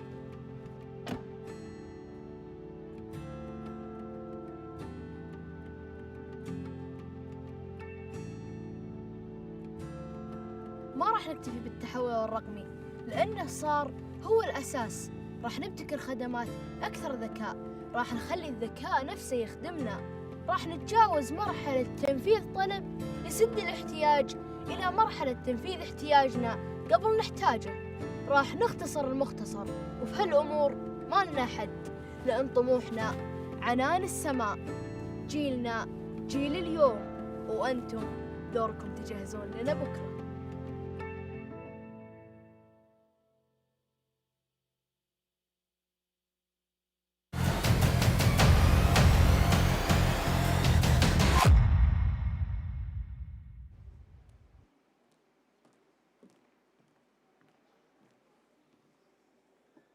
أصحاب المعالي، أصحاب السعادة، حضورنا الكريم، السلام عليكم ورحمة الله وبركاته، وأهلا بكم في ملتقى الحكومة الرقمية. اسمي فاطمة فهد، وإنه لشرف عظيم لي أن أكون هنا معكم لتقديم هذا الملتقى. كما نعلم، تسير المملكة بخطى ثابتة ومدروسة للريادة في التحول الرقمي الحكومي، ولتكون نموذجاً رائداً في تقديم خدمات رقمية مبتكرة ولصناعة أفق رقمي واعد.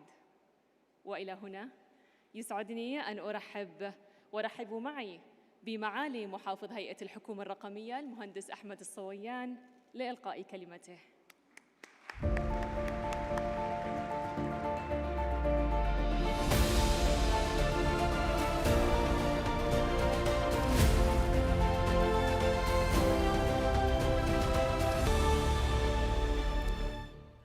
أصحاب السمو والمعالي والسعادة، ضيوفنا الكرام، السلام عليكم ورحمة الله وبركاته. ونرحب بكم اليوم في ملتقى الحكومة الرقمية بنسخته الأولى، اللي نتطلع بحول الله تعالى أن يكون منصة لتبادل التجارب والمعرفة، وأن يكون بإذن الله تعالى بيئة محفزة للابتكار والإبداع. في كل زيارة لمريض إلى الطبيب، وفي رحلة الطالب خلال العام الدراسي، وعند إصدار رخصة القيادة، وفي رحلة البحث عن مسكن يكون دور الحكومة الرقمية. ودور الحكومة الرقمية بلا شك هو أساسي لتقديم جودة حياة أفضل للمواطنين والمقيمين والزوار وعائلاتهم، وأيضاً تقديم بيئة مناسبة لبدء وممارسة الأعمال، وبالإضافة إلى ذلك تعزيز كفاءة العمل الحكومي. وخلوني معكم بشكل سريع نشارك بعض النماذج الرائعة جداً للجهات الحكومية التي تميزت في خدماتها. مستشفى بلا مرضى، ويخدم أكثر من 152 مستشفى، هو الأكبر من نوعه بالعالم، وعدد الخدمات الاستشارية الذي يقدمها هذا المستشفى تتجاوز 200 خدمة. والأثر ليس فقط بتقديم الخدمات الاستشارية، ولكن أيضاً تقديم أو تنفيذ عمليات جراحية عن بعد أو ما يسمى بالتيلي سيرجري. هذا المستشفى قام فعلاً بإجراء ما يصل إلى 13 جراحة قلب عن بعد، ووصل إلى معدل 33 دقيقة للتدخل في الجلطات الدماغية. وأيضاً من الجانب المالي حقق وفر سنوي يتجاوز 3 مليار، وقلل مكوث المرضى في المستشفى بنسبة تزيد ل40%. ولما أتحدث عن القطاع العدلي، اليوم فخور جداً بالعمل المتميز اللي تقوم فيه وزارة العدل بتنفيذ 95% من الجلسات القضائية عن بعد، وهذا أدى إلى الاستغناء عن ما يزيد من 18 مليون زيارة سنوية إلى المرافق العدلية. وهذا يوضح الأثر. اليوم الصباح كنا نتحدث عن الاستدامة والأثر البيئي. هذه هي الاستدامة والأثر البيئي، والهدف ليس فقط تقديم خدمات عن بعد، ولكن أيضاً الحصول على أثر وقيمة واضحة. فهذه الخدمات أيضاً ساهمت بشكل كبير إلى تقليص فترة التقاضي. فعلى سبيل المثال لو نأخذ فقط المحاكم في الأحوال الشخصية، استطعنا التقليص من 219 يوم إلى معدل 30 يوم في التقاضي، وهذا يمثل 86% كفاءة أفضل. وللتأكيد على الاستدامة، آخر وكالة ورقية تم طباعتها قبل 4 سنوات، واليوم فخورين أنه عندنا أكثر من 12 مليون وكالة رقمية تم إصدارها، فكل الشكر للأبطال في وزارة العدل.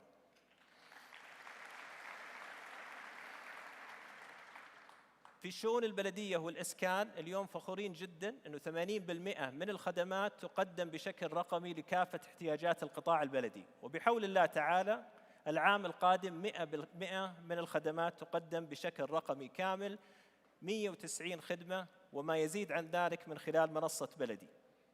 وأيضاً لما أتكلم عن الأثر، وأن الهدف ليس في تقديم الخدمة، من خلال الربط ما بين منصة إيجار وأيضاً وزارة العدل استطعنا والله الحمد تخفيض القضايا الإيجارية بنسبة 50%. وأيضاً فخور جداً في جانب الإسكان أنه أكثر من 1,200,000 أسرة استفادت من الاستحقاق الفوري للإسكان، مقارنة مع 15 سنة انتظار في الفترة السابقة. فكل الشكر للأبطال في وزارة الشؤون البلدية والقروية والإسكان. ولما أتحدث عن الرواد في وزارة الداخلية، فالنتائج دائما متميزة، واليوم فخورين جدا في جانب الاستدامة والأثر البيئي أن نقول أنه 160 مليون زيارة سنوية تم الاستغناء عنها من خلال استخدام منصة أبشر لقطاعات وزارة الداخلية. وأيضا وفر سنوي ليس فقط للجهات الحكومية ولكن أيضا للمستفيدين وصل ل 17 مليار ريال سعودي. سابقا معدل تنفيذ الخدمات كان ياخذ 4 ساعات، الآن ياخذ 3 دقائق فقط. فكل الشكر للأبطال في وزارة الداخلية وأيضا الأبطال في الهيئة السعودية للبيانات والذكاء الاصطناعي. ولما أتحدث عن القطاع العمل والتنمية الاجتماعية، فخورين جدا اليوم أنه عندنا أكثر من 1,000,000 تأشيرة عمل تم إصدارها بشكل رقمي كامل من خلال منصة قوة. ولفئة غالية علينا جدا الباحثين عن عمل اليوم يذهبون إلى منصة واحدة سواء للقطاع الخاص أو حتى للقطاع العام، في مكان واحد، منصة واحدة تخدم ما يزيد عن 3 مليون مستفيد. ولما تحدث عن التبرع، منصة إحسان جمعت ما يزيد عن 2.6 مليار ريال سعودي، لما يصل تقريباً لحوالي 5 مليون مستفيد. فكل الشكر في وزارة الموارد البشرية والتنمية الاجتماعية والهيئة السعودية للبيانات والذكاء الاصطناعي. ولما تحدث عن المالية العامة، في سنة واحدة أكثر من 100,000 فرصة مقدمة بشكل رقمي للقطاع الخاص، منافسات عامة وأيضاً عمليات شراء مباشر، وصرف للمقاولين زاد عن 160 مليار أيضاً في عام 2021. ولما تحدث عن الأثر، ليس فقط في الأتمتة ولكن في صناعة القيمة. سابقاً معدل دورة إجراءات الدفع كانت تأخذ 180 يوم، اليوم تأخذ 28 يوم فقط، ويمثل ذلك كفاءة بنسبة 84%. وأيضاً التزام المنشآت في نظام الفوترة الإلكترونية وصل ولله الحمد إلى 92%، وذلك بفترة وجيزة جداً. في كل الشكر للأبطال في وزارة المالية، هيئة الزكاة والضريبة والجمارك، والمركز الوطني لنظم الموارد الحكومية. خلوني بشكل سريع بتكلم عن المستهدفات، وين راح يكون الأهداف في ال3 سنوات القادمة. في البداية بتكلم عن المؤشرات، بعدها راح أتكلم عن الحكومة الشاملة والتجربة، وفي النهاية راح أتكلم عن الشراكة مع القطاع الخاص. مؤشر قياس التحول الرقمي لنسخته 10 راح تعلن اليوم. الهدف في 2025 أن نصل إلى 25 جهة في مرحلة الإبداع بنسبة تصل إلى 95%. وأيضاً لأنه ليس فقط التحول الرقمي هو الهدف ولكن تقديم تجربة أفضل، أطلقنا مؤشر جديد اليوم اللي هو مؤشر نضج التجربة الرقمية، والهدف في 2025 أن نقيس 50 منتج رقمي ونحقق نسبة 90%. لن نكتفي فقط في هذه المؤشرين، العام القادم مؤشرين إضافية. الأول يتعلق بتحسين المحتوى الرقمي الحكومي على المنصات الرقمية والمواقع، والثاني هو عن المستقبل واستشراف المستقبل من خلال تبني التقنيات الناشئة. ولما نتحدث عن الحكومة الشاملة والتجربة، نتطلع إلى توحيد الخدمات المشتركة. النفاذ والدخول الموحد يجب أن يكون واحد من خلال كل المنصات والمواقع الحكومية. يجب أن تكون قناة الدفع الحكومية واحدة، يجب أن تكون قناة التكامل واحدة، ونستهدف في عام 25 أن نصل إلى نسبة التزام ب75%. أيضاً توحيد الواجهات سواء لمنصات رقمية أو مواقع إلكترونية أو حتى تطبيقات هواتف ذكية، بحيث يحصل المستفيد على نفس التجربة، وأن نصل في عام 2025 إلى 80% من الالتزام. وأيضاً نتطلع أن يكون عندنا خدمات أفضل ومنصات رقمية أقل، بحيث نعزز دور المنصات الوطنية والقطاعية والمشتركة، وأن نقلل عدد المنصات الرقمية بنسبة 50% من 818 إلى 409 بحلول 2025. ولأن التقنية والتحول الرقمي هو غاية والهدف هي خدمة المستفيد، نتطلع إلى تقديم رحلات حياة متكاملة تبدأ من المستفيد. هذه السنة بدأنا هذا البرنامج ب8 رحلات حياة، ونتطلع بحول الله تعالى في عام 2025 الوصول إلى 34 رحلة حياة.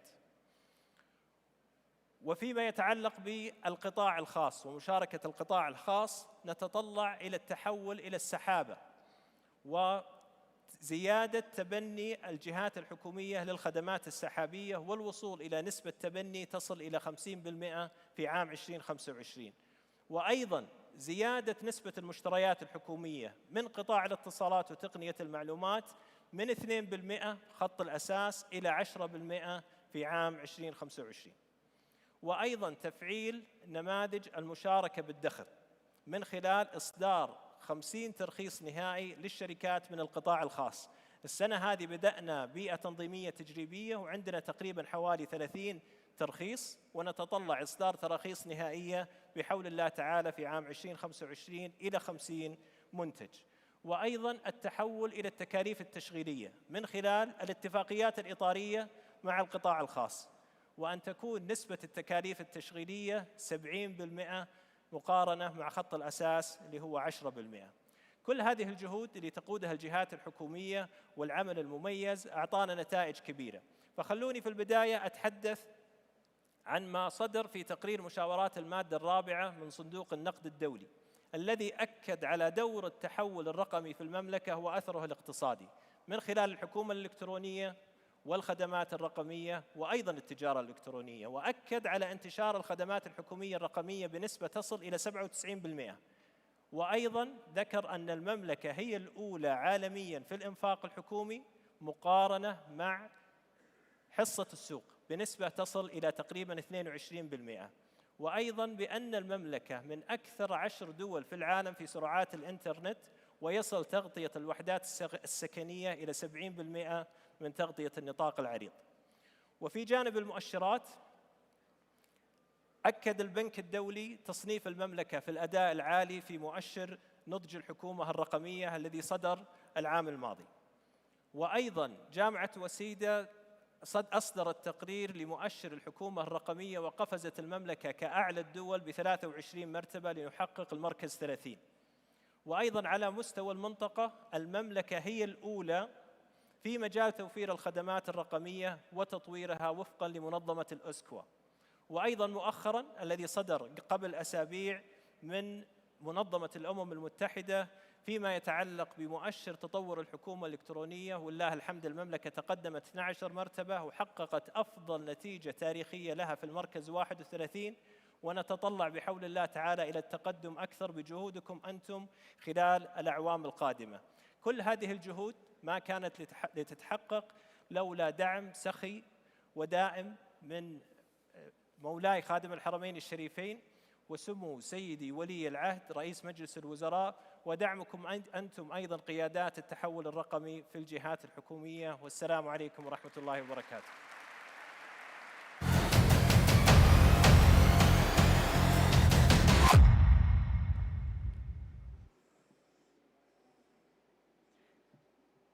شكراً لك معاليك. من المريض للطبيب والطلاب ورخصة القيادة إلى تجديد الجواز وغيرها من الخدمات التي حسنت وسهلت جودة الحياة في السعودية للمقيم، للمواطن وللزائر كذلك. مستشفى من غير مرضى بإيرادات 3 مليار ريال، وقلل مكوث المريض بالمستشفى نسبة تفوق بال40%. 60 مليون زيارة تم الاستغناء عنها للدوائر الحكومية بسبب خدمات أبشر، ومعدل 3 دقائق فقط لتقديم الخدمات. منصة إحسان تم التبرع ب 2.6 مليار ريال عبرها. لا شك بأن السعودية حصلت على المركز الأول في المنطقة بالخدمات الرقمية. شكراً لك معاليك لتنويرنا وإظهار هذه الأرقام في المملكة. شكراً على كلمتك الضافية.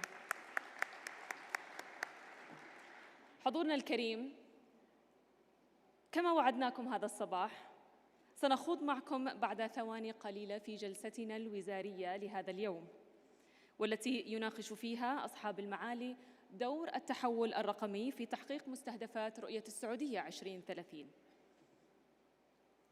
ويسعدني أن أدعو الدكتورة لطيفة العبد الكريم عضو مجلس الشورى لإدارة هذه الجلسة. أهلاً بك.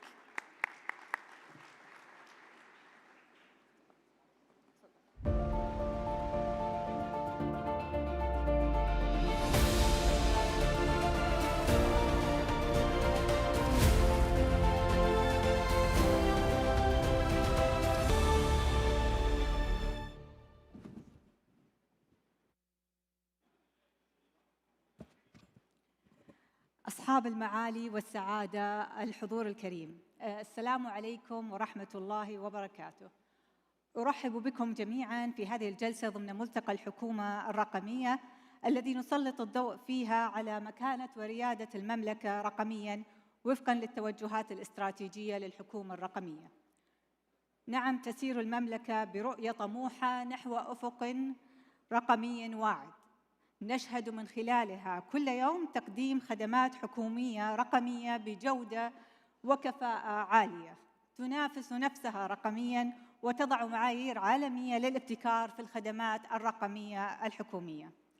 في هذه الجلسة سنستعرض رحلة التحول الرقمي في تحقيق مستهدفات ورؤية السعودية 2030 في أبرز القطاعات الحكومية، لنتعرف جميعاً على أثر التحول على جودة الحياة ورضا المستفيدين، وما هي أهم التوجهات المستقبلية الرقمية في كل منظومة لتحقيق مستهدفاتنا الواعدة كما رأيناها قبل قليل لعام 2025. يسعدني أن أدعوكم لترحبوا معي بأصحاب المعالي، معالي الدكتور وليد الصمعاني وزير العدل، معالي الأستاذ ماجد الحقيل وزير الشؤون البلدية والقروية والإسكان، معالي الأستاذ بندر الخريف وزير الصناعة والثروة المعدنية، ومعالي المهندس صالح الجاسر وزير النقل والخدمات اللوجستية.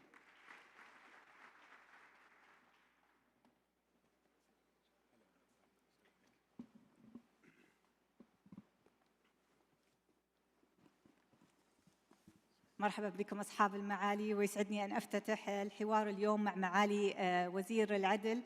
معاليك، في السنوات القليلة الماضية تحولت الكثير من الخدمات العدلية إلى ناجز، والقطاع العدلي والمنظومة القضائية تعتبر بشكل عام قطاع حساس في التحول الرقمي. فكيف يرى معاليكم رحلة وزارة العدل نحو هذا التحول، وما هو أثر هذا التحول الرقمي على الارتقاء بجودة الخدمات العدلية؟ بسم الله والحمد لله والصلاة والسلام على رسول الله. بداية الحقيقة التحول الرقمي شأنه شأن أي تحول، سواء كان من الناحية الهيكلية أو التشريعية، يحتاج إلى وضوح الهدف وتحديد الرؤية. ومنذ أول جلسة لمجلس الشؤون الاقتصادية والتنمية بتاريخ 22/4 عام 1436 حدد سمو ولي العهد الأمير محمد بن سلمان الرؤى والتوجهات لكافة القطاعات الحكومية بشكل واضح. هناك كانت الانطلاقة الحقيقية لكافة التحولات التي تشهدها المملكة، لا سيما في النواحي الرقمية أو التنموية بشكل عام. التحول الرقمي هو وسيلة من وسائل تحقيق التطور في كافة المجالات. لن يتحقق تطوير موضوعي وجودة عالية وتيسير الخدمات لكافة المستفيدين إلا بالتحول الرقمي. طبعاً في المرفق العدلي التحول الرقمي يختلف نسبياً عن أي تحول في أي قطاع من القطاعات، لأننا نجمع بين تحقيق التيسير والسرعة والجودة مع المحافظة على الضمانات وبمراعاة الاعتبارات المختلفة لكافة القطاعات. فلدينا المجال القضائي ويحتاج أيضاً تحول رقمي مع محافظة على الضمانات، مع شفافية، مع إتاحة فرص الدفاع لكافة المتقاضين. لدينا التنفيذ يحتاج مع السرعة الدقة، لدينا قطاع التوثيق. كل هذه القطاعات لها طبيعة مختلفة، وبالتالي كان التحول الرقمي يراعيها. قبل 7 سنوات كانت 15% فقط من الخدمات العدلية فيها تقديم أو استعلام رقمي فقط. الآن أكثر من 90% من الخدمات العدلية تقدم رقمية بالكامل. أيضاً كانت الجلسات القضائية كلها تتم حضورياً. الآن عقدت أكثر من 5 ملايين جلسة قضائية عن بعد. لدينا أكثر من 2 مليون حكم قضائي رقمي. كل الاعتمادات والتصديق والتأييد لأحكام المحاكم سواء الابتدائية أو الاستئناف رقمية. لدينا كافة التبليغات القضائية رقمية 100%، وأيضاً طلبات التنفيذ الجديدة 100%. يعطيك العافية معاليك، وإحنا شاهدين على هذا التحول في قطاع العدل والتميز فيه رغم حساسيته كما ذكرت. وننتقل من العدل إلى منظومة الشؤون البلدية والقروية والإسكان، وهي منظومة تهم جميع المواطنين. معالي الأستاذ ماجد، ما هي التوجهات الاستراتيجية لوزارة الشؤون البلدية والقروية والإسكان في التحول الرقمي؟ طبعا اليوم حنا في قطاعين كثير تمس حياة الناس بشكل يومي، لكن انطلاقنا في التوجه الاستراتيجي كان مبني على ما أوكلت به وزارتنا، وهي 3 مستهدفات رئيسية: تحسين المشهد الحضري في رؤية 2030، تحسين المشهد الحضري، تجويد الخدمات المقدمة للمواطنين والمقيمين والزائرين، أيضا تمكين الأسر السعودية من تملك الأصول، ومن أهمها هو تملك الإسكان. اليوم لما نشوف القطاع البلدي، احنا تقريبا 40% من الخدمات التي تقدم في المدينة تقدمها وزارة البلديات والشؤون القروية والإسكان. أيضا يمكن أكثر من 60% من الأنشطة الاقتصادية لنا تأثير مباشر وغير مباشر في تمكينها. فاليوم أيضا عندنا هدف عالي وهو زيادة تملك المواطنين بنسبة 70%. اليوم الداخل علينا كل سنة من الأسر السعودية تقريبا يتجاوز 80-90 اللي هو الأسر الجديدة. فاليوم طريقة الخدمة إذا ما استخدمنا التقنيات لن نحقق أحد من هذه الأهداف الرئيسية. لذلك احنا طورنا في هدفنا أنه كيف من خلال نخدم أكثر من 570 ألف شارع على مستوى المملكة، أكثر من 8,000 حديقة، أكثر من 8 مليون أسرة نعمل على إزالة النفايات بشكل يومي إلى غيرها من الخدمات. فاليوم أوجدنا نافذتين: نافذة بلدي تعنى بكل ما يهم المواطن الفرد أو صاحب الأعمال، وعندنا منصة سكني تعنى بكل ما يهم من يتملك البيت من اختيار المنزل إلى التمويل إلى نهاية الرحلة هذه كلها. هدفنا اليوم هو تجويد الخدمات، كيف نستخدم التقنية في تحسين المشهد الحضري، وكيف نستطيع أن نسهل تملك المواطنين إلى منازلهم. شكرا جزيلا لك معاليك، ومن بلدي وسكني إلى الصناعة. معالي الأستاذ بندر، تضم منظومة الصناعة والثروة المعدنية عدة جهات تقدم العديد من الخدمات للمستفيدين والمستثمرين.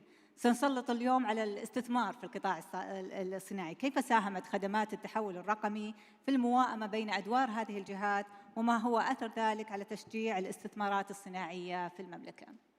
شكرا دكتورة، وأهني الحقيقة المملكة على التقدم في التحول الرقمي على المستوى العالمي. قبل ما أجاوب على السؤال، أنا في أحد زياراتي مؤخرا لفت نظري أحد المسؤولين، كنا داعينه لحضور مناسبة في المملكة، فقال لي إنه أخذت 40 يوم عشان يطلع جوازي. فيجب أن بالفعل يعني ننظر إلى، يمكن ذكرتيه في بداية حديثك، أنه فعليا إحنا اليوم ننافس أنفسنا أكثر من أي شيء ثاني. بالنسبة لمنظومة الصناعة، الحقيقة كان مهم جدا بالنسبة لنا تجربة المستثمر تكون تجربة يعني مريحة وسهلة، تساعد المستثمر على أنه يقوم بعمله بشكل سريع، لكن أيضا تتيح الفرصة لكامل المنظومة للاطلاع على ما يحصل لهذا المشروع أو هذا المستثمر، لنستطيع أن نساعده في هالرحلة.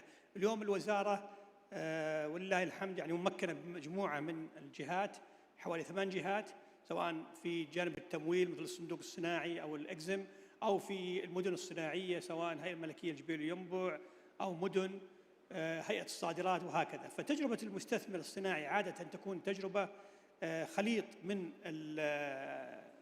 التعاملات مع هذه الجهات. كان في السابق يتعامل مع كل جهة بمفردها، اليوم الحمد لله يتعامل مع منصة واحدة، نستطيع أن نحصل على المعلومات بدل ما يدخل المستثمر معلوماته في كل محطة، أصبحت واضحة. نستطيع أيضا على مستوى الوزارة أن ننظر لأي تحديات يواجهها أي مستثمر في أي مرحلة من المراحل، سواء في الترخيص الصناعي أو الحصول على الأرض أو الحصول على القرض، وهذا بدون شك يساعدنا على دعم الاستثمارات بحيث أنها تنطلق. ويمكن من الأشياء اللي بعض المرات يعني ما نعمل لها حساب، أنه لا يهم فقط كفاءة الجهة منفردة، وإنما كفاءة منظومة العمل التي تخدم المستثمر بالنسبة لحالتنا، أو بالنسبة أيضا للحالات اللي تكون لها علاقة بالمواطن بشكل مباشر.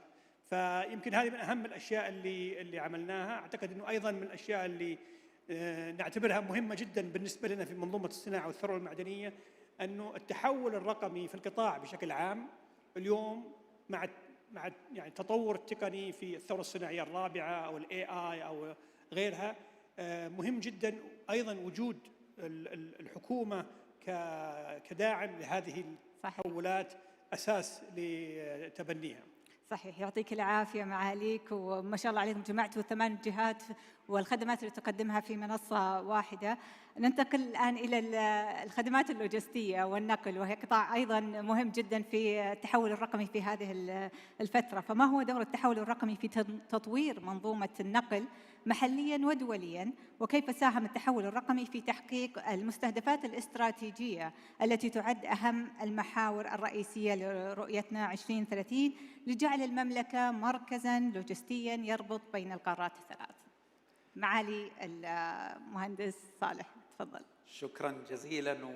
وأولا يعني أبغى أعبر عن الفخر كمواطن وكمسؤول على ما وصلت إليه المملكة في مجال الحكومة الرقمية والتحول الرقمي عموما. يعني ما نشهد من تقدم في هذا المجال حقيقة شيء استثنائي، وتبعاته أو مزاياه أو عوائده كبيرة ومتعددة، لا تقتصر على يعني سهولة الخدمات، بل تتعداها على كفاءة الجهاز الحكومي، على الشفافية، على الدقة، على الترابط، وأمور أخرى كثيرة ومتعددة.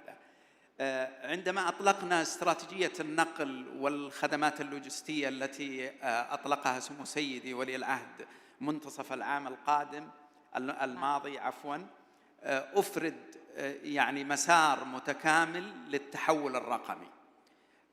هذا المسار فيه عديد من المبادرات تستهدف للاستفادة من ما تقدمه يعني الحكومة الرقمية والتحول الرقمي عموما من يعني إمكانيات لتطوير الخدمات، لكفاءة العمل، لتقديم تجربة مميزة للمستفيد، وأيضا حتى ليست للمستفيد النهائي فقط، ولكن حتى للشركات التي تتعامل مع منظومة النقل والخدمات اللوجستية، سواء رخص الشاحنات عشان نقدر تمر الشاحنة داخل المدينة في أوقات المنع لأنواع معينة من الشاحنات، تسجيل فواتير المقاولين. أما بالنسبة للخدمات التي تمس المواطن فأكثرها يتعلق بخدمات النقل البري، مثلا خدمة إيصال الركاب أو خدمة تأجير السيارات، لا يمكن أن تكون قد حصلت بالأساس دون وجود هذه الممكنات الرقمية اللي يعني تمس المواطن في كل مكان. يمكن مثال بسيط، خدمة التاكسي أو الأجرة كانت موجودة في المملكة في 8 مدن رئيسية فقط. اليوم هي موجودة في أكثر من 100 مدينة وبلدة في المملكة بحكم التقدم الرقمي اللي جعلها خدمة أكثر كفاءة وتعتمد على الاقتصاد التشاركي. يعطيك العافية معاليك، وسنستعرض الآن منجزات أكثر في كل منظومة معنا اليوم. ولعلي أبدأ معك معالي الدكتور وليد. منظومة العدلية يبرز لمعاليكم أهمية العدالة الوقائية، وهي يمكن أهم التحديات اللي أصلا موجودة في التحول الرقمي في المنظومة العدلية، ويأتي ذلك مع تطور غير مسبوق لقطاع التوثيق لديكم. فكيف يرى معاليكم مسيرة التحول الرقمي لقطاع التوثيق بالذات؟ مثال العدالة الوقائية أعتقد أنه يجسد أن التحول الرقمي ليس مجرد تغيير في أسلوب تقديم الخدمة، وإنما هو تغيير حقيقي في كافة مكونات الخدمة بما فيها موثوقية تلك الخدمة. وبالتالي التوثيق لدينا في الوزارة بتحوله الرقمي أسهم بإعطاء التصرفات القانونية الحجية والأثر القانوني بشكل أكثر اطمئناناً لكافة المستفيدين. وأضرب مثال لذلك من خلال التعاون مثلاً مع وزارة الشؤون البلدية والقروية والإسكان من خلال منصة إيجار. عقد إيجار سابقاً كان بشكل يدوي، عند أي خلاف بين المؤجر والمستأجر يذهب إلى القضاء الموضوعي، يأخذ مدة طويلة تتجاوز السنة. الآن كافة مكونات وسلسلة هذا العقد رقمية بالكامل، وعند أي خلاف لا يذهب إلى القضاء الموضوعي وإنما إلى التنفيذ بشكل مباشر، بحيث أصبح العقد الموثق بمثابة حكم قضائي من حيث الحجية. وهنا يؤكد دور التحول الرقمي في تغيير حتى آثار الخدمة. أيضا هذا التعاون كان مع وزارة النقل والخدمات اللوجستية في أيضا عقد تأجير مع وزارة أيضا الصناعة والثروة المعدنية من خلال صندوق التنمية الصناعي في الرهون. وأيضا مسألة العدالة الوقائية أصبحت هي ننظر لها ما بعد التحول الرقمي. لدينا أكثر من 12 مليون وكالة. الإفراغ الإلكتروني الآن يتم خلال أقل من ساعة. كافة الخدمات التوثيقية نقدمها رقمياً، وهذا لكن هذا لا يكفي، وإنما نريد الآثار والجودة، والوزارة من ضمن منظومة العمل الحكومي تعمل بهذا الاتجاه. صحيح معاليك، ومثل ما ذكرت هو منظومة واحدة لكن ترتبط بجميع القطاعات الأخرى، ولعل معالي الأستاذ ماجد الآن يبين لنا هذه النقطة بالذات. فما هي أبرز إنجازات التي تحققت في الخدمات الرقمية في قطاع الشؤون البلدية والقروية والإسكان، وما هو دور العمل التكاملي اللي ذكره معالي بين الجهات الحكومية في تحقيق ذلك؟ يمكن أنا ذكرت في إجابة السؤال الأول أن احنا نقدم خدمات لمواطنين ومواطنات، فمهم أيضا أن يكون في مشاركة مجتمعية. واليوم حتى الأمم المتحدة في تقرير الأخير أشادت لمؤشر المشاركة الاجتماعية في منصة بلدي ومواصلة إليه، وهذا تأكيد على الأساس اللي احنا بنينا عليه عملنا، وهي المشاركة، أن نسمع للناس. وحتى اليوم احنا في استطلاعات الآن على مدى تقييم الناس بلدي، وبناء على ما وصلنا له حنطلق بلدي 2 إن شاء الله في القريب العاجل.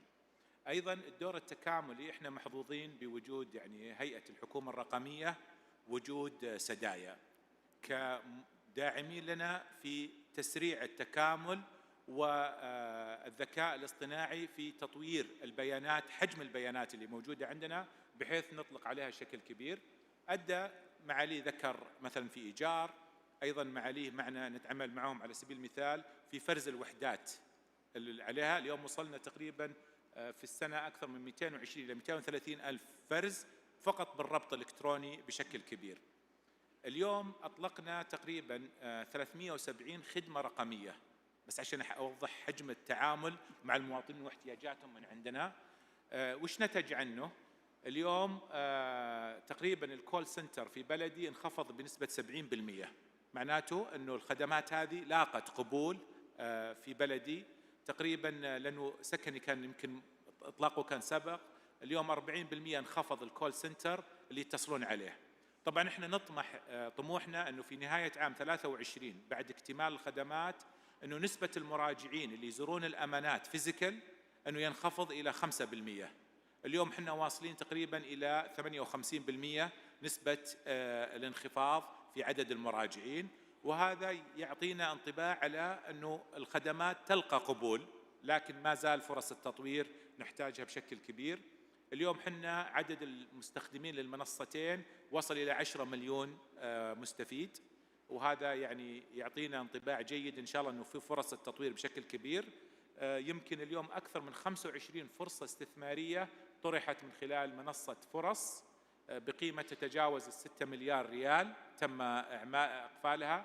أنا ما ودي أسرد كثير وأخذ من إنجازات زملائي، لكن كل هذه أبرجع لأنه الفاونديشن أو القاعدة اللي حققت لنا الحكومة الرقمية وسدايا ومركز المعلومات من خلاله التكامل مع الجهات الأخير. أيضا الكفاءات اللي موجودة من أبنائنا وبناتنا اللي قاعدين يساعدونا في أي شيء يعني مستحيل أنه يتحقق على أرض الواقع. معك طال عمرك، وأكيد مثل ما ذكرت هي مئات الخدمات وملايين العمليات استغنينا فيها عن ملايين الزيارات أيضا. وأكيد نفس الوضع يعني مع معالي الأستاذ بندر في الصناعة والثروة المعدنية. فما هي أبرز جهود الوزارة في خدمات التحول الرقمي التي ساهمت في رفع مستوى النضج الرقمي في القطاع الصناعي؟ وما هي خطتكم في تبني التقنيات الناشئة لتسهيل أعمال الوزارة وشركائها من قطاعي الصناعة والتعدين؟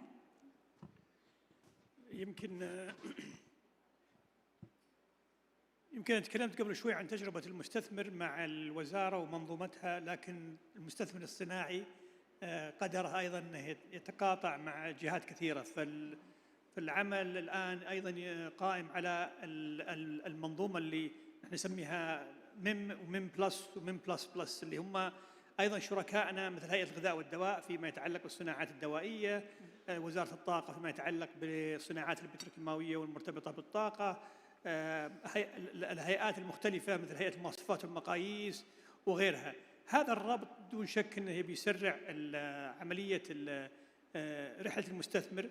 الأمر الآخر بالنسبة لنا في قطاعي الصناعة والتعدين، الحقيقة بالنسبة لنا هذا أمر مهم جدا للتخطيط.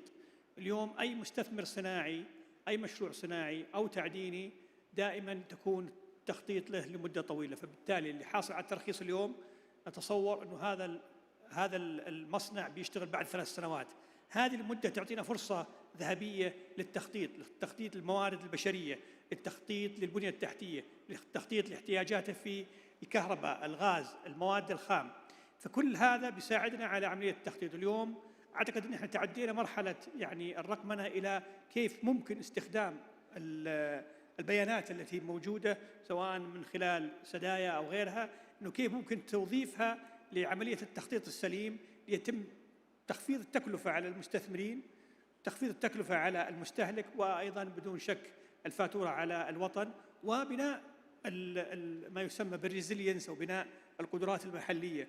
وزي ما تفضل معالي الشيخ، الحقيقة يعني وزارة العدل كانت من أكبر الداعمين لنا في جهودنا في الصندوق الصناعي، بحيث أنه اليوم جميع خدمات الصندوق الصناعي بما في ذلك من وكالات وتوثيق يتم آلياً بدون أي زيارات، بينما كانت يعني كل هذه الأمور كانت تتم من خلال زيارة المواقع المختلفة. فطموحاتنا الحقيقة في القطاع الصناعي كبيرة. في قطاع التعدين على سبيل المثال، عندما أطلقنا منصة التعدين، وأيضاً منصة هيئة المساحة الجيولوجية التي موجود فيها المعلومات الجيولوجية، هذه المنصتين ساعدتنا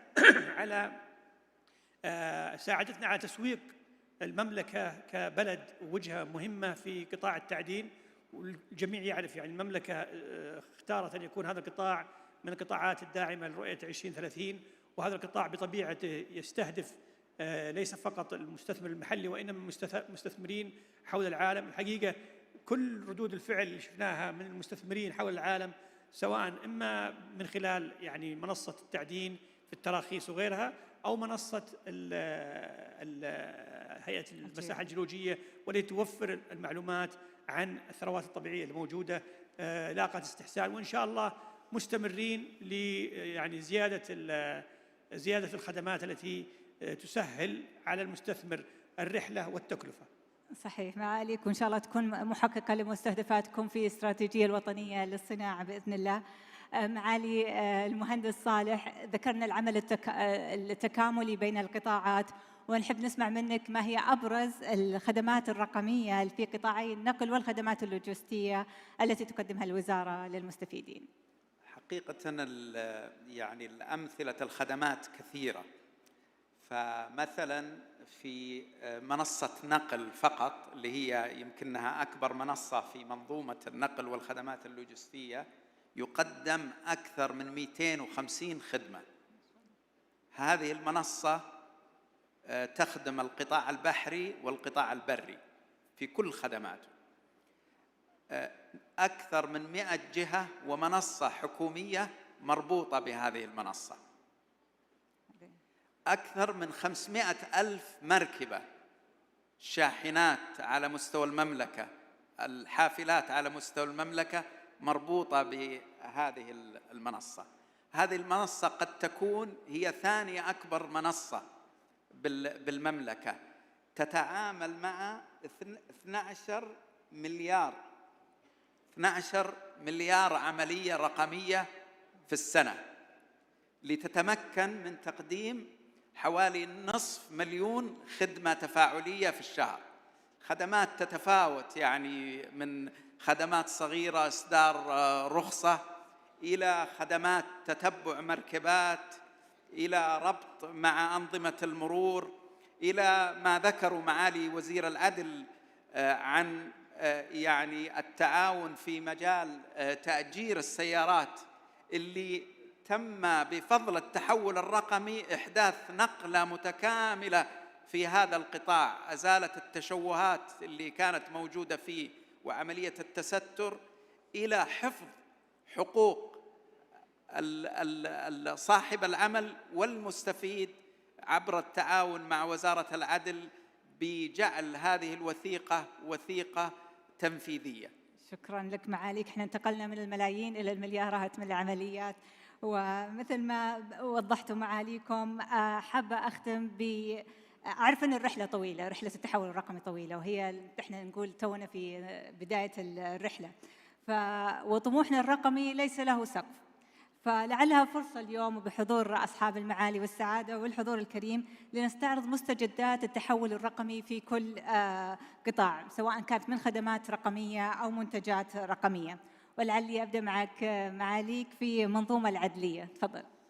بإذن الله خلال نهاية هذا العام سيتم إطلاق النسخة الثانية من تقاضي، وهو الرمز الرقمي لتطوير البنية المؤسسية للقضاء، بحيث تكون كافة الإجراءات القضائية رقمية وبتسلسل من محاكم الدرجة الأولى إلى المحكمة العليا.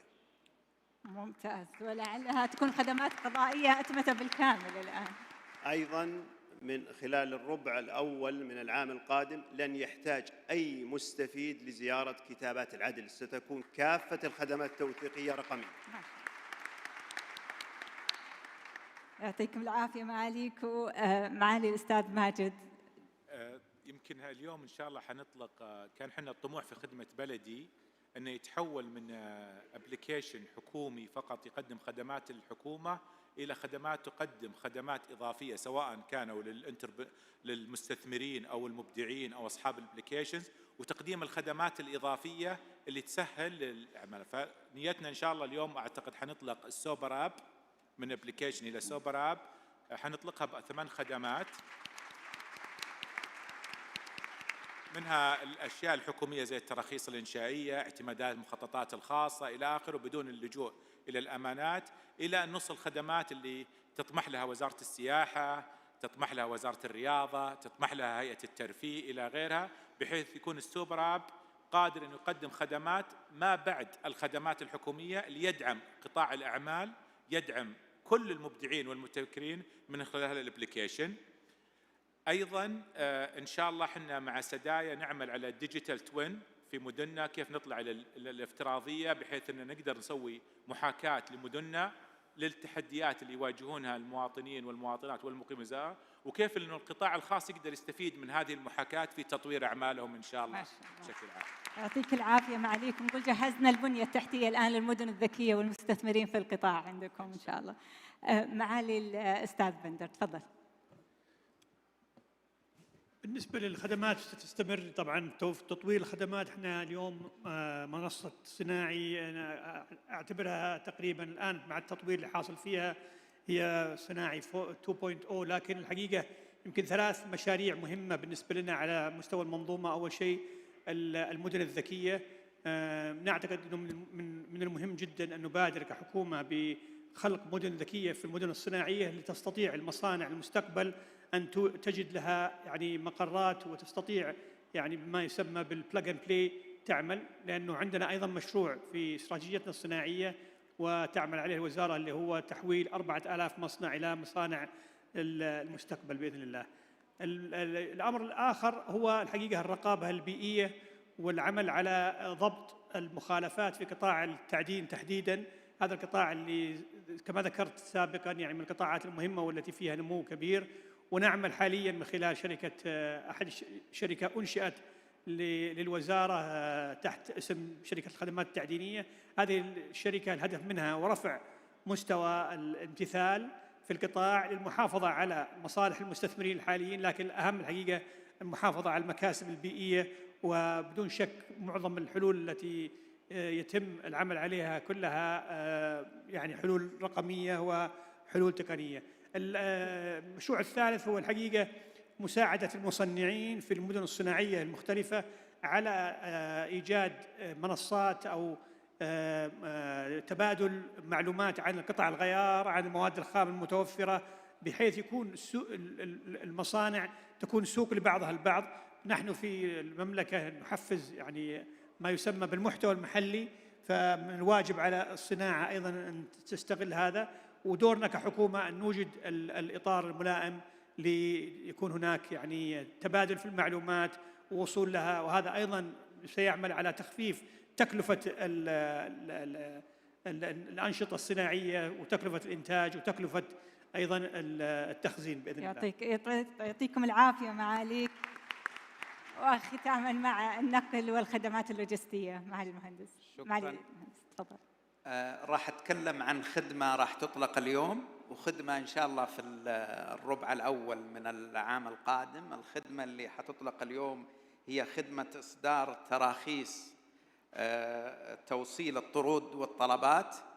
كما نعلم هذا القطاع انتقل الإشراف إليه من منظومة الاتصالات إلى منظومة النقل والخدمات اللوجستية بتعاون وتكامل وسلاسة ما بين المنظومتين. هناك 19 مليون طلب خدمة توصيل طلبات سنوياً، حوالي ما يناهز 10 مليون طرد تسلم سنوياً، 200 شركة سيتم أتممة التراخيص الخاصة فيهم وإضافتها ضمن الخدمات المقدمة فوراً لمنصة نقل التي تحدثنا عنها قبل قليل. الخدمة اللي راح تطلق إن شاء الله في الربع الأول هي خدمة يعني يمكن كحجم ليست بنفس الضخامة، ولكن كعمل جديد وحاجة وارتباط بقطاع السياحة والرياضات البحرية، اللي هو أتممة التعامل مع خدمات اليخوت. حالياً يعني عملية الترخيص، عملية الإبحار، عملية معقدة جداً وفيها عدد كبير من الجهات. ستكون منصة واحدة للتسجيل، لتقديم الخدمات، لتحديد المناطق المسموح الإبحار فيها، المناطق الممنوع الإبحار فيها، مناطق الحساسة بحرياً. تكاملت فيها عمل كل الجهات، أكثر من 20 جهة تكاملت أعمالها لتقديم تجربة سلسة للمستفيدين من هذه الخدمة. يعطيكم العافية معاليكم. احنا جمعنا الخدمات في منصة واحدة يعني. شكرا لكم. شكرا لكم أصحاب المعالي على هذا الإثراء بالمعلومات حول التحول الرقمي في الأربع منظومات، وعلى الرؤى الطموحة في كل قطاع، ونتطلع جميعا إلى مستقبل رقمي واعد محوره الإنسان ونهضة وطن إن شاء الله. شكرا لكم. شكرا.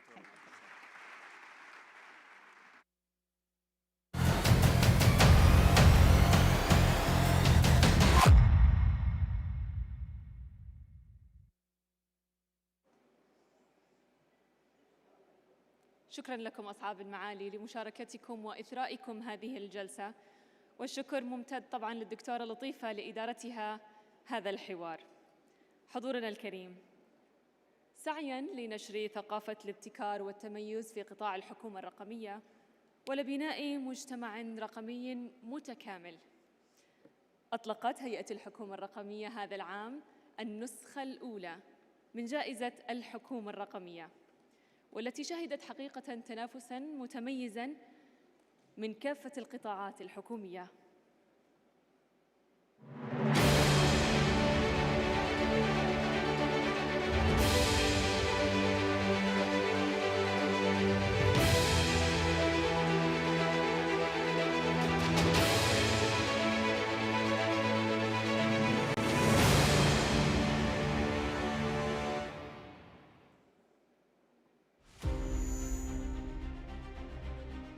لأننا نعيش في عالم متغير بوتيرة سريعة، نواكب تحدياته بحلول رقمية مبتكرة تصنعها عقول وطنية رائدة لبناء مستقبل مشرق ومجتمع رقمي ممكن. نروي قصتنا للعالم بخدماتنا الرقمية الاستباقية. نشارك وندفع بحواجز الإبداع والابتكار لنبني أعلى المعايير المحلية والدولية خلال رحلة التحول الرقمي، ونرفع كفاءة العمل الحكومي ونقدم أفضل منتجاتنا للمستفيدين. نبرز هذه الجهود وندعم تميزها لتتواصل النجاحات من خلال جائزة الحكومة الرقمية. نعزز التنافسية والجودة الرقمية. ندعم المبادرات الوطنية في كافة القطاعات الحكومية. نفعل حكومة رقمية رائدة في الابتكار لمجتمع ممكن وحيوي. واليوم نكرم الفائزين في 4 مسارات ريادية: الفئات المؤسسية، أفضل خدمة رقمية، أفضل استخدام للتقنيات الناشئة، والفئات الفردية، أفضل قائد رقمي، أفضل موظف واعد. نستنهض الطاقات ونسابق الزمن نحو أفق رقمي واعد.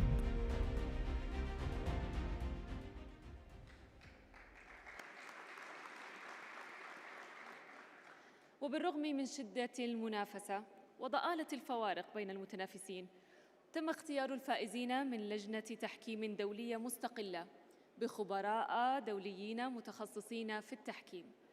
لذلك وباسم هيئة الحكومة الرقمية أتقدم بالشكر الجزيل لجميع أعضاء هذه الهيئة، فشكراً لكم.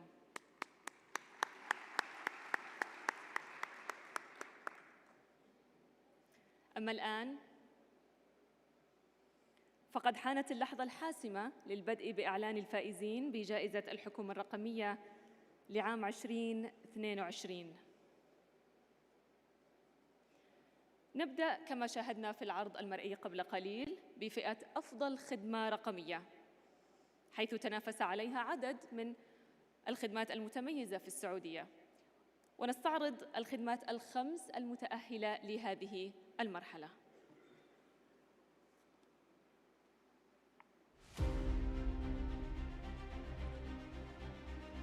الجهات المرشحة لجائزة أفضل خدمة رقمية. المرشح الأول: تم إطلاق خدمة تسجيل الخصائص الحيوية عبر تطبيق وزارة الخارجية، والذي يهدف إلى توفير الجهد والوقت ومراعاة الحالة الصحية والعمرية للزوار بالذات كبار السن وذوي الاحتياجات الخاصة. وبما أن تسجيل الخصائص الحيوية للزوار متطلب أساسي لدخول المملكة العربية السعودية عبر زيارة مراكز تسجيل الخصائص الحيوية المنتشرة دولياً، أتت فكرة استخدام التقنيات الحديثة وتسخير الأجهزة الذكية المحمولة لتسجيل الخصائص الحيوية عبر خدمة تعتمد على خوارزميات معقدة للتعرف على السمات والخصائص الحيوية لبصمة الزائر وتسجيلها. المرشح الثاني: طبعا خدمة الوكالة الإلكترونية هي خدمة الهدف منها تمكين المستفيدين سواء كانوا مواطنين أو مقيمين من إصدار الوكالة بشكل إلكتروني عبر بوابة ناجز سواء داخل المملكة أو خارج المملكة، والخدمة متوفرة 24 ساعة على مدار السنة، بحيث أن الخدمة لا تتطلب أي تدخل بشري من قبل وزارة العدل ويتم إصدارها بشكل لحظي.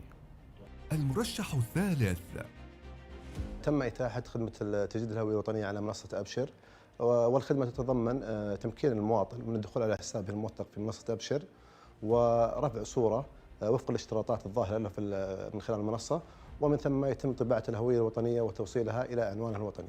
رؤية فيها عدة جوانب، ليست خدمة تقليدية مجرد خدمة تقنية تقليدية، راعت جانب الابتكار والإبداع، حيث تم الاستفادة من الذكاء الاصطناعي في منصة أبشر لمطابقة معايير منظمة الطيران العالمي الآيكاو، وكذلك للتحقق من الصورة ومطابقتها بقواعد البيانات لدى الأحوال المدنية.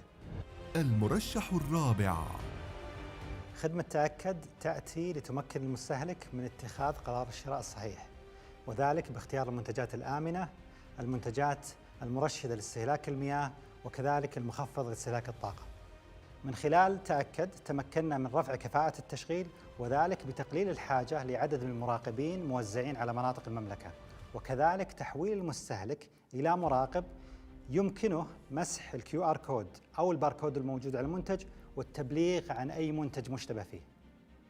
المرشح الخامس. في 2019 يوم 27 سبتمبر تم إطلاق الخدمة التأشيرة السياحية الإلكترونية اللي هو يوم السياحة العالمي.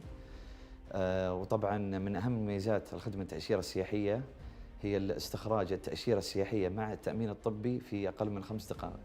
استخرجنا حتى الآن فوق 1,000,000 تأشيرة سياحية، طبعا مع نسبة رضا المستفيدين في 95%.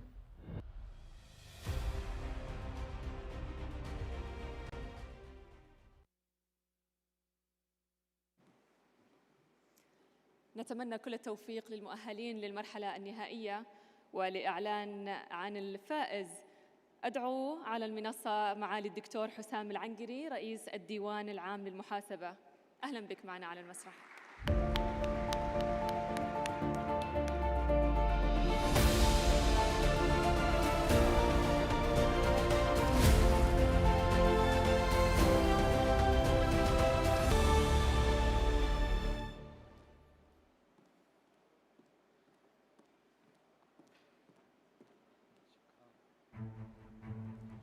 بسم الله الرحمن الرحيم.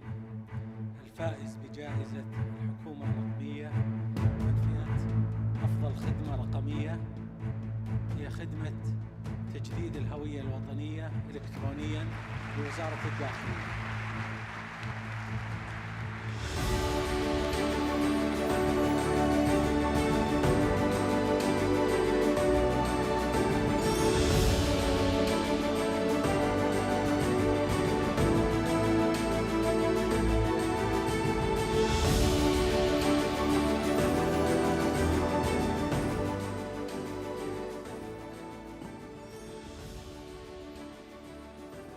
ألف مبروك لوزارة الداخلية حصولها على الجائزة. ويتقدم الآن ممثلها معالي الفريق سليمان اليحيى لاستلام الجائزة. تفضل معالي.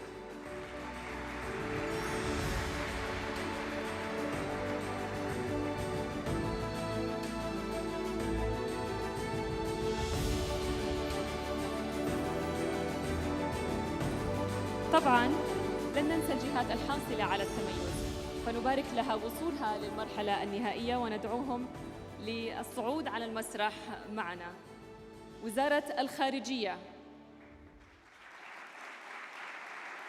ممثل وزارة العدل، وممثل وزارة السياحة، وممثل الهيئة السعودية للمواصفات والمقاييس والجودة.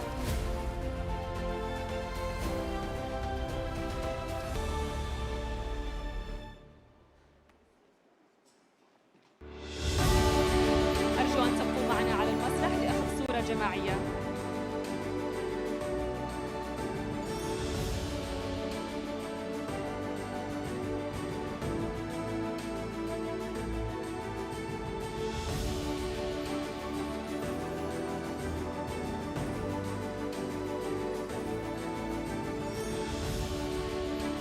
شكراً لكم جميعاً، شكراً جزيلاً وألف مبروك للجهة الفائزة.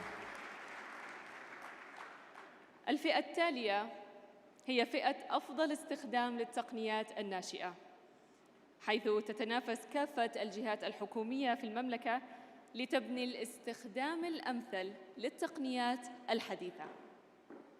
وللتعريف عن الاستخدامات التقنية الخمس التي وصلت للمرحلة النهائية في هذه الفئة، نستعرض العرض المرئي التالي.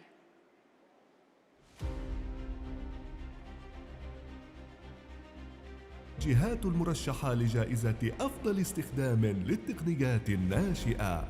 المرشح الأول. استشرافية منصة لدعم اتخاذ القرار. تقوم المنصة على استخدام البيانات وتحليلها بأحدث تقنيات الناشئة اللي هي تقنية الذكاء الاصطناعي.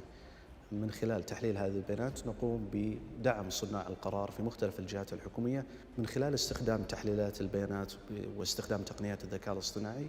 يستطيع صانع القرار اتخاذ القرار وهو على بينة من خلال التأكد أن ما سيتم اتخاذه هو بالأخير يصب بمشيئة الله في صالح الوطن والمواطن.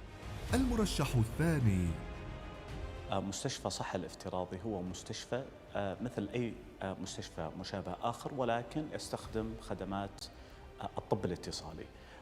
لا يوجد فيه مرضى، ولكن يتم خدمتهم عن بعد، ويتم الارتباط بمستشفيات مختلفة نقدم لهم التمكين والتحول الرقمي في مجال الصحة. مستشفى صحة الافتراضي يعتبر الأول من نوعه في المنطقة، وأيضا الأكبر على مستوى المعيار العالمي بربطه بأكثر من 152 مستشفى. المرشح الثالث.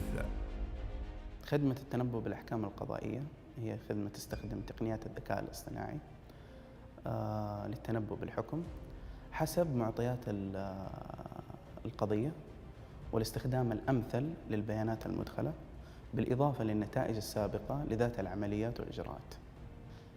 يستخدم تقنيات الذكاء الاصطناعي خوارزميات تعلم الآلة، بحيث أن الآلة تتعلم نمط القاضي ومحاكاة عمله.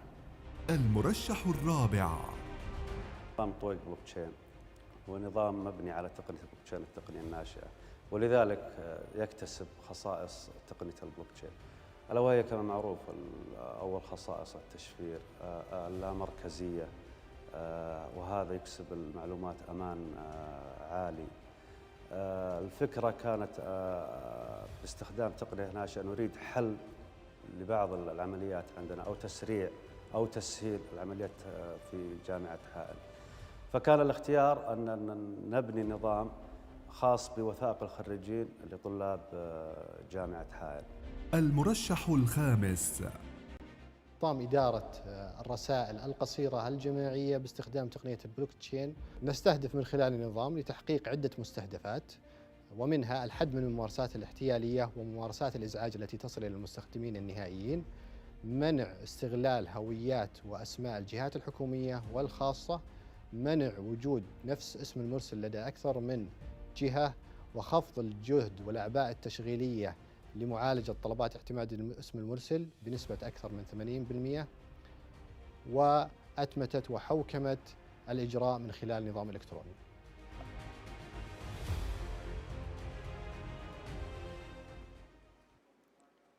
نتمنى كل التوفيق للمؤهلين، وللإعلان عن الفائز يتفضل معنا الدكتور منير الدسوقي رئيس مدينة الملك عبد العزيز للعلوم والتقنية.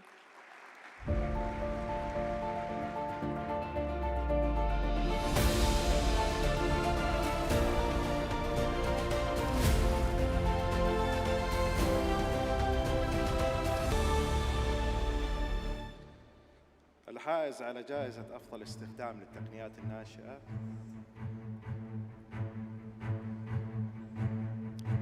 وزارة الصحة، مستشفى صحة الافتراضي.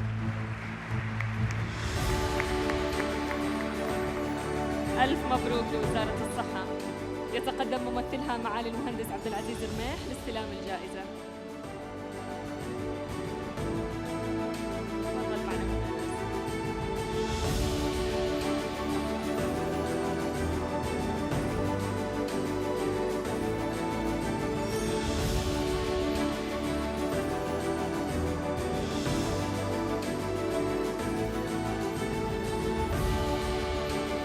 نبارك أيضاً للجهات الحاصلة على التميز وتأهلها للمرحلة النهائية من فئة أفضل استخدام للتقنيات الناشئة، ويسرني أيضاً أن أدعوهم على المسرح لأخذ صورة جماعية، فليتفضلوا. وزارة العدل، هيئة الاتصالات والفضاء والتقنية، الهيئة السعودية للبيانات والذكاء الاصطناعي، وجامعة حائل.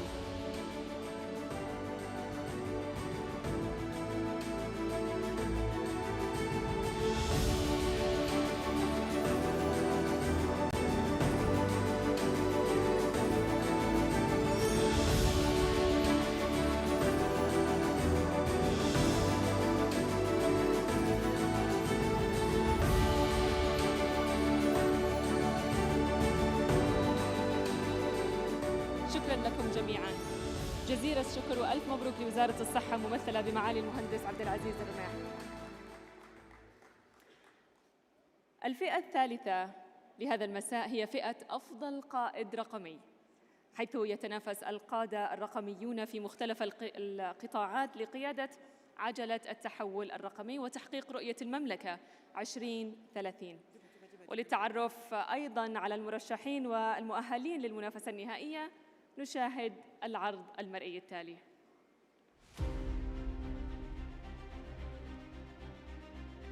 المرشحون لجائزة أفضل قائد رقمي. المرشح الأول زياد بن مندر اليوسف، خبرة 17 عام في القطاع المالي والخدمات المالية الرقمية. أعمل كوكيل محافظ للتطوير والتقنية في البنك المركزي السعودي، وقبلها عملت مدة عامين كمدير تنفيذي لشركة المدفوعات السعودية. كما تشرفت بقيادة جهود البنك المركزي بمجال التقنية المالية منذ عام 2017 في بدايتها تأسيس مبادرة فنتك السعودية وإطلاق البيئة التجريبية التشريعية أو الساند بوكس التي ساهمت بإصدار عديد من التشريعات الجديدة التي سمحت بالترخيص لنماذج أعمال جديدة في القطاع المالي. المرشح الثاني فيصل بخشوين، وكيل وزارة الموارد البشرية والتنمية الاجتماعية للتحول الرقمي. خبرتي تجاوزت 18 عام، تنقلت فيها ما بين القطاعات المالية وقطاع اتصالات تقنية المعلومات وأخيرا في القطاع العام. ولله الحمد ساهمت بشكل مباشر يعني في تطوير استراتيجية التحول الرقمي لمنظومة الوزارة بشكل كامل وكافة القطاعات التابعة لها. كذلك ساهمت في تطوير استراتيجية الأمن السيبراني واستراتيجية إدارة البيانات، استراتيجيات جدا مهمة ومحورية في انطلاقة مجموعة كبيرة جدا من المشاريع تجاوز عددها 120 مشروعا. المرشح الثالث علي بن هادي راجحي، وكيل الوزارة للتحول الرقمي والمدن الذكية في وزارة الشؤون البلدية والقروية والإسكان، خريج جامعة الملك سعود من كلية الحاسب الآلي، تخصص هندسة حاسب الآلي. وضعنا استراتيجية طموحة تتكلم عن البلديات الذكية، تتكلم عن تفعيل خدمات جديدة تراعي جودة الحياة، تحسن أسلوب تقديمها أيضا لساكني المدن. انتهينا من مسار أساسي اللي نسميه مسار القياسي، اللي تكون الخدمات الأساسية متوفرة وبأسلوب رقمي سهل وبسيط للمستفيدين. عندنا اليوم مستفيدين من جميع الفئات، سواء كان مستثمرين، أصحاب أعمال. المرشح الرابع لم سريد، حاصلة على الماجستير في هندسة البرمجيات، المدير التنفيذي لتقنية المعلومات في مدينة الملك فهد الطبية من 2009. إذا احنا لخصنا كذا كأبرز الإنجازات اللي قمنا فيها، كانت أبرزها بناء فريق سعودي متخصص قادر على العمل في تقنية المعلومات، وأيضا حصول المدينة الطبية على المركز الأول في قياس التحول الرقمي في القياس التاسع. وأيضا كانت أبرز الإنجازات حصول المدينة الطبية في 2021 على همس اللي هو يوضح نضج الخدمات الطبية داخليا وتكاملها مع بعض. المرشح الخامس حجر بنت هام البدراني، أنا نائب المحافظ للأنظمة التقنية والرقمنة في هيئة الزكاة والضريبة والجمارك. حقيقة الإنجازات يعني في التحول الرقمي هي عديدة وهي إنجازات سواء في الهيئة الآن أو في العمل السابق. كان لي شرف العمل على مبادرة الفوترة الإلكترونية، وهي من المبادرات الضخمة وتعتبر على المستوى الوطني. انتهى ولله الحمد في بداية العام المرحلة الأولى وبنسبة التزام تجاوزت 92%.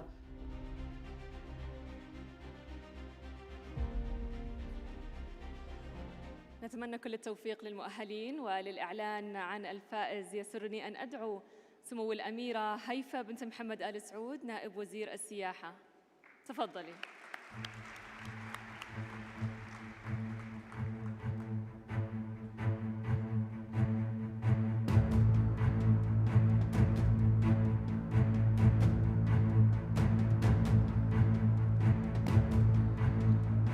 الفائز بجائزة الحكومة الرقمية على فئة أفضل قائد رقمي هو المهندس فيصل بخشوين.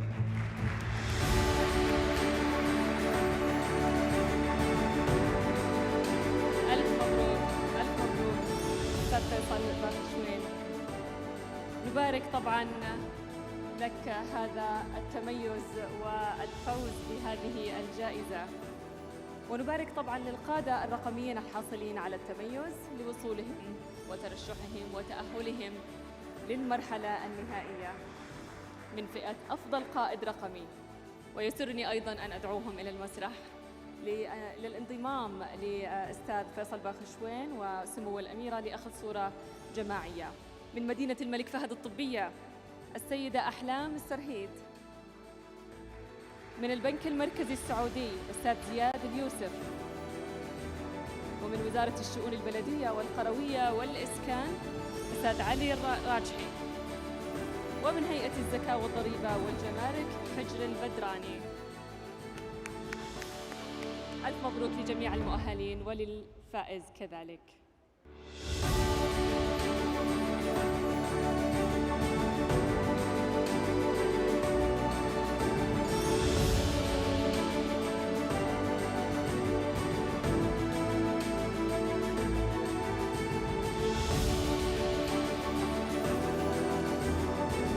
لكم جميعا جزيل الشكر. لا تنسوا الجائزة. طيب،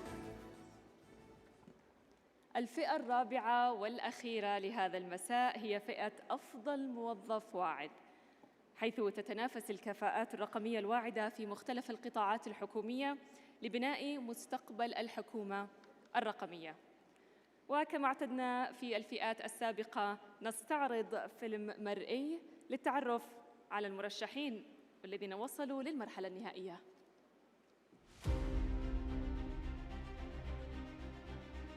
المرشحون لجائزة أفضل موظف واعد. المرشح الأول.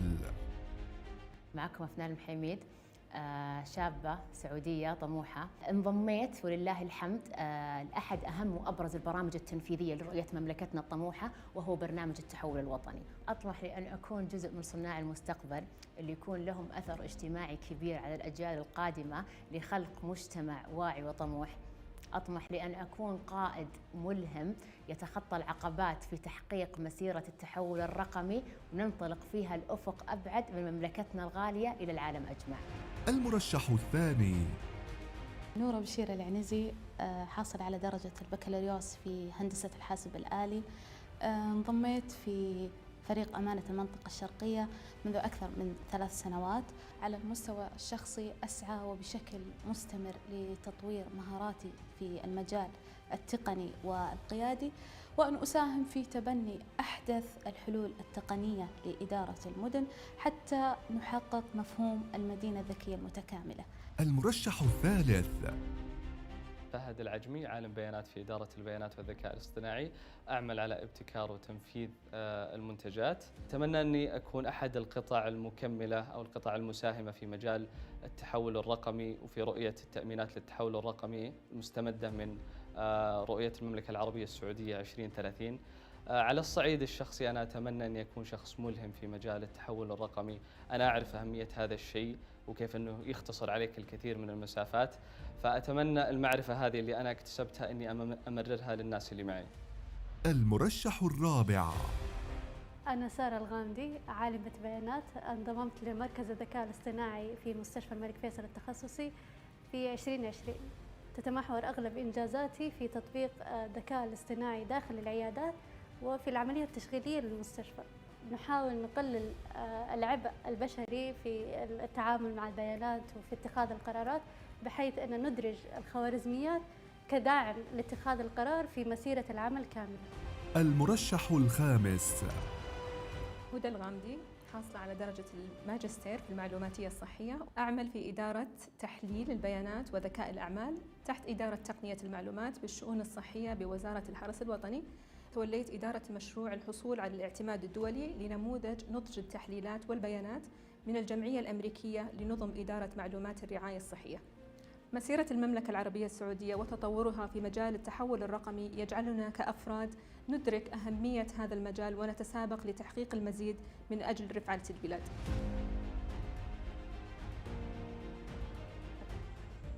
كل التوفيق للمؤهلين. وللإعلان عن الفائز يتفضل معنا معالي الدكتور عصام بن عبد الله لقيت، مدير مركز المعلومات الوطني.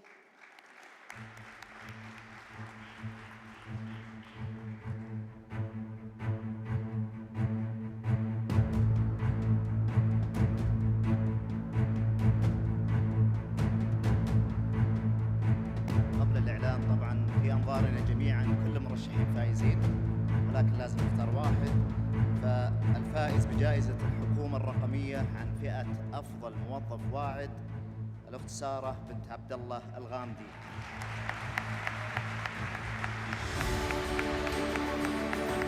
مبروك، ألف مبروك لسارة الغامدي، ألف مبروك. تفضلي معنا على المسرح.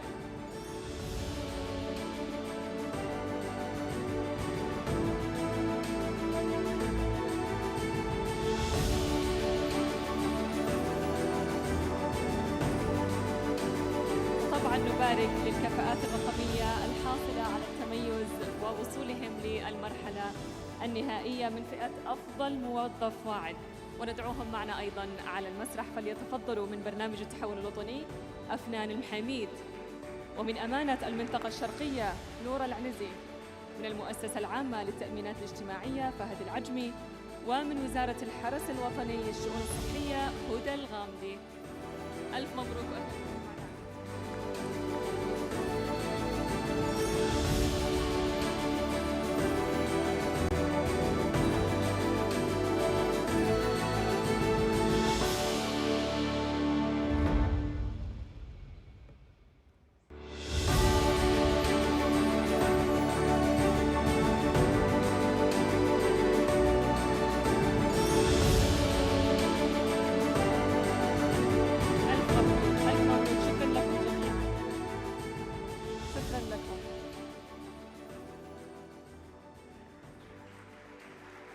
نبارك لجميع الفائزين بجائزة الحكومة الرقمية والحاصلين على شهادات التميز في هذا المساء، وإلى مزيد من النجاحات والتفوقات بإذن الله.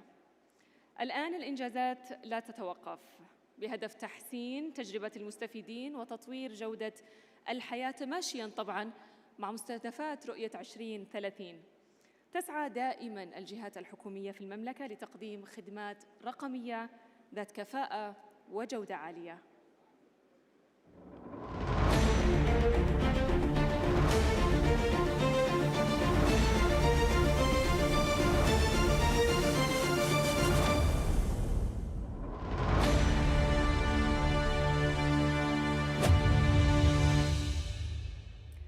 إلى هنا حضورنا الكريم، يسعدني أن أدعو معالي وزير الحج والعمرة الدكتور توفيق ربيعة لاستعراض خدمات المنصة الموحدة للحج والعمرة نسك.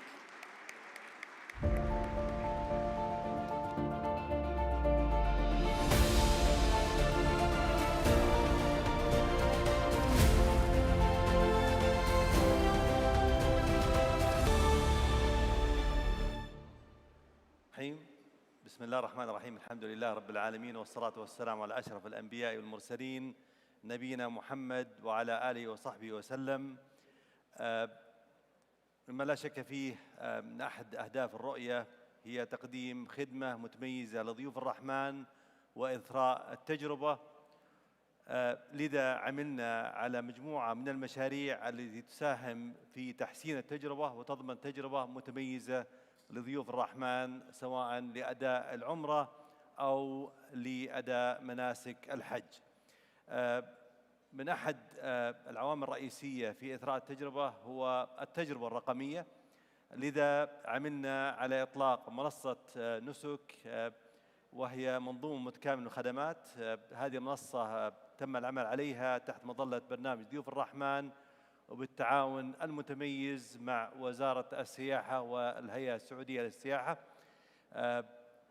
هي منظومة متكاملة تقدم مجموعة من الخدمات، ونحن أطلقناها حديثاً، وهناك مجموعة كثيرة من الخدمات التي سوف تضاف في الفترة القادمة، فتهدف إلى تسهيل الإجراءات وسهولة الوصول للمملكة من الخارج أولاً، والتعرف على جميع مراحل أداء العمرة لمن يأتي إلى مكة أو المدينة، وكذلك زيارة المناطق التاريخية. فهي تعتبر منصة موثوقة لتقديم الخدمات بكل شفافية، وتجمع الخدمات متكاملة في موقع واحد لتسهيل الوصول إلى المعلومة المطلوبة. فهناك تبدأ الخدمات الموجودة فيها من بدء التخطيط الرحلة خصوصا للقادمين من خارج المملكة، وكذلك فيما يتعلق بإثراء خدمات الإثرائية في مكة والمدينة، وخصوصا أن لدينا مشروع كبير لتطوير المناطق التاريخية والمعارض والمتاحف في مكة والمدينة، وكذلك جميع الخدمات المساندة من خدمات صحية أو إثرائية أو خدمات إرشاد يحتاجها ضيف الرحمن. وهناك خدمات أخرى كذلك نعمل على إضافتها بما فيها تقديم خدمات أدلة مختلفة للخدمات التي يحتاجها الحاج والمعتمر. حتى الآن نطلق في المنصة 121 خدمة، ومنها 45 للأفراد و76 خدمة لقطاع الأعمال. طبعا نستهدف أن تخدم أكثر من 30 مليون شخص وأكثر من 10,000 جهة في قطاع الأعمال، والربط والتكامل مع 25 جهة حكومية. نأمل إن شاء الله أن تكون هذه أساس في تسهيل الوصول للخدمات، وأن تثري التجربة وتساهم في الوصول الآمن للحجاج والمعتمرين من جميع أنحاء العالم. شكرا لكم.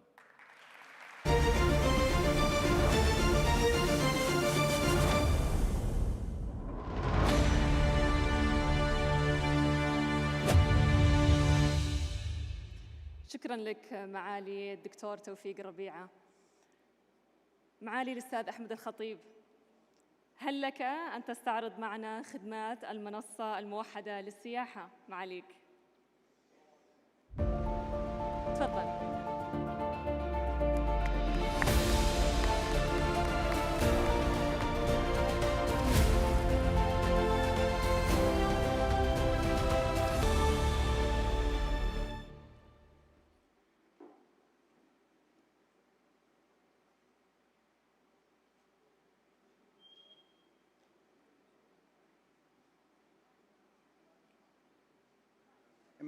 اوكي سوري. بحاول ابو محمد اصير مثلك هاي تك، ولكن في مؤتمر حكومة رقمية بنستخدم الكلاسيك واي اوف delivering a speech، فاسمحوا لي استخدم الورق.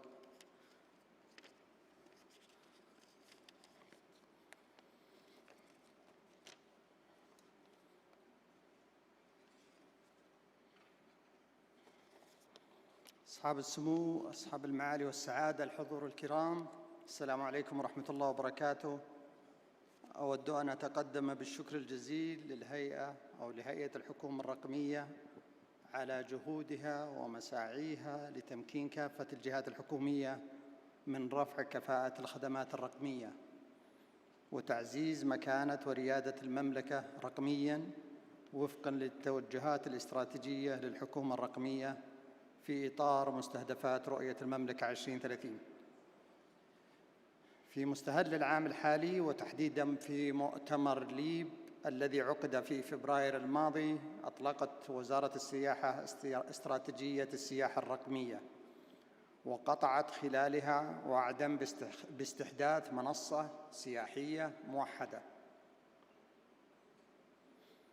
وها نحن اليوم نشهد إطلاق المنصة، والتي تعد قفزة نوعية في مسيرة التحول الرقمي في المملكة وبشكل فاعل لتحقيق مستهدفات رؤية المملكة 2030 في قطاع السياحة.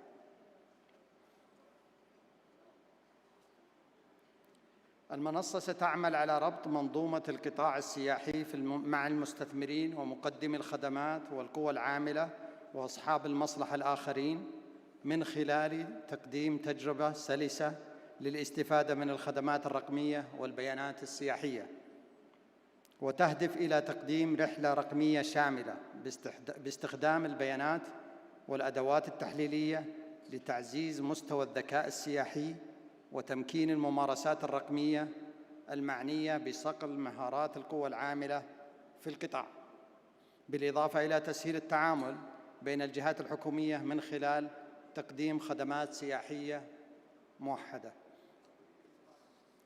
أصحاب السمو والمعالي والسعادة، الحضور الكرام، أكثر من 10 جهات حكومية تم الربط معها لتقديم أكثر من 50 خدمة رقمية سلسة وبيانات موثوقة، من أبرزها خريطة افتراضية لعرض الفرص الاستثمارية السياحية، وإصدار التراخيص الفورية لخدمة الأنشطة السياحية، وتقديم برامج مخصصة لتنمية مهارات القوى العاملة وربطها بالفرص الوظيفية السياحية، فضلاً عن تقديم منصة موحدة موثوقة للبيانات والإحصاءات السياحية في المملكة. ميزات فريدة ومبتكرة تعتمدها المنصة، والتي ستسهم في تعزيز الاستثمار في القطاع السياحي وتحقيق نمو مستدام للمنظومة السياحية من خلال حلول مبتكرة، فضلاً عن تمكين الشركات الناشئة في مجال السياحة الرقمية وتوفير فرص عمل جديدة في مجال السياحة. الحضور الكرام، نفخر اليوم بإطلاق المنصة السياحية الموحدة كأحدث منصة حكومية خدمية في المملكة، ضمن المساعي الرامية لتفعيل استراتيجية السياحة الرقمية التي أطلقتها الوزارة هذا العام، وفي إطار الاستراتيجية الرقمية في المملكة، والتي تضم 9 برامج إضافية إلى 31 مبادرة يجري العمل على تنفيذها لمدة 3 أعوام، حيث سيتم استكمالها بحلول عام 2025 بإذن الله. ختاماً، أرفع الشكر والتقدير لمقام قيادتنا الرشيدة على الاهتمام الكبير والدعم اللامحدود، كما أتقدم بالشكر إلى معالي رئيس مجلس إدارة هيئة الحكومة الرقمية المهندس عبد الله السواحة، ومعالي محافظ هيئة الحكومة الرقمية المهندس أحمد بن محمد صويان، وفريق الهيئة على مساعيهم لرفع كفاءة العمل الحكومي من خلال ترسيخ ثقافة الابتكار والتميز في استخدام التقنيات الحديثة. والسلام عليكم ورحمة الله.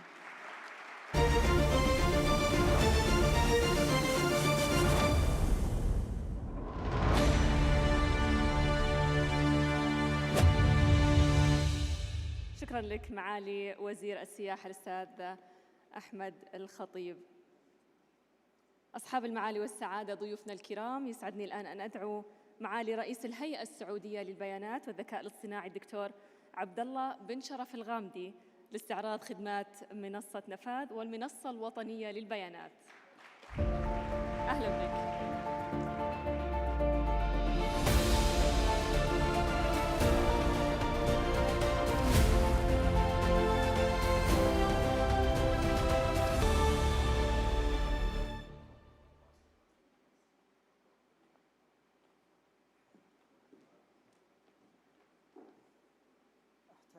الكليكر. السلام عليكم ورحمة الله وبركاته. بسم الله الرحمن الرحيم، والصلاة والسلام على نبينا محمد وعلى آله وصحبه أجمعين. أحتاج الكليكر إذا موجود. طيب، على كل حال، معالي المحافظ أشار بداية العرض إلى حكومة 97% من نسبة الخدمات التي تقدمها هي خدمات رقمية. لك أن تتخيل هذا الحجم الكبير من الخدمات، ولك أن تتخيل حجم المنصات المرتبطة بهذه الخدمات وكلمات المرور وأسماء المستخدمين الذي يحتاج كل شخص أن يتذكرها، فضلاً عن الآلية الآمنة التي يحتاجها الشخص لتذكرها للوصول لكل منصة من تلك المنصات. إذا كان المستهدف أن نصل إلى اقتصاد رقمي حقيقي، فنحن نحتاج أن نعالج مجموعة من التحديات في مجال التحول الرقمي. أول تحدي هو أن كثير من هذه المنصات التي تطرحها الجهات تستخدم كلمات مرور وأسماء مستخدمين تقليدية مما يمهد الطريق أمام منتحلي الشخصيات أن يصل لتلك المنصات، ويترتب عليها المشكلة التالية، وهو مشكلة انتحال الشخصية التي عانينا ولا زلنا نعاني منها للحصول على عوائد مالية أو عمل إجراءات خارج صلاحيات المنتحل. أيضاً تقنيات التحقق هي تقنيات تقليدية لا تستخدم أهم تقنيات التحقق وهي السمات الحيوية. أيضاً تشتت المستخدمين ما بين عدة منصات، يحتاج في كل منصة يتذكر كلمات المستخدم وكلمات المرور.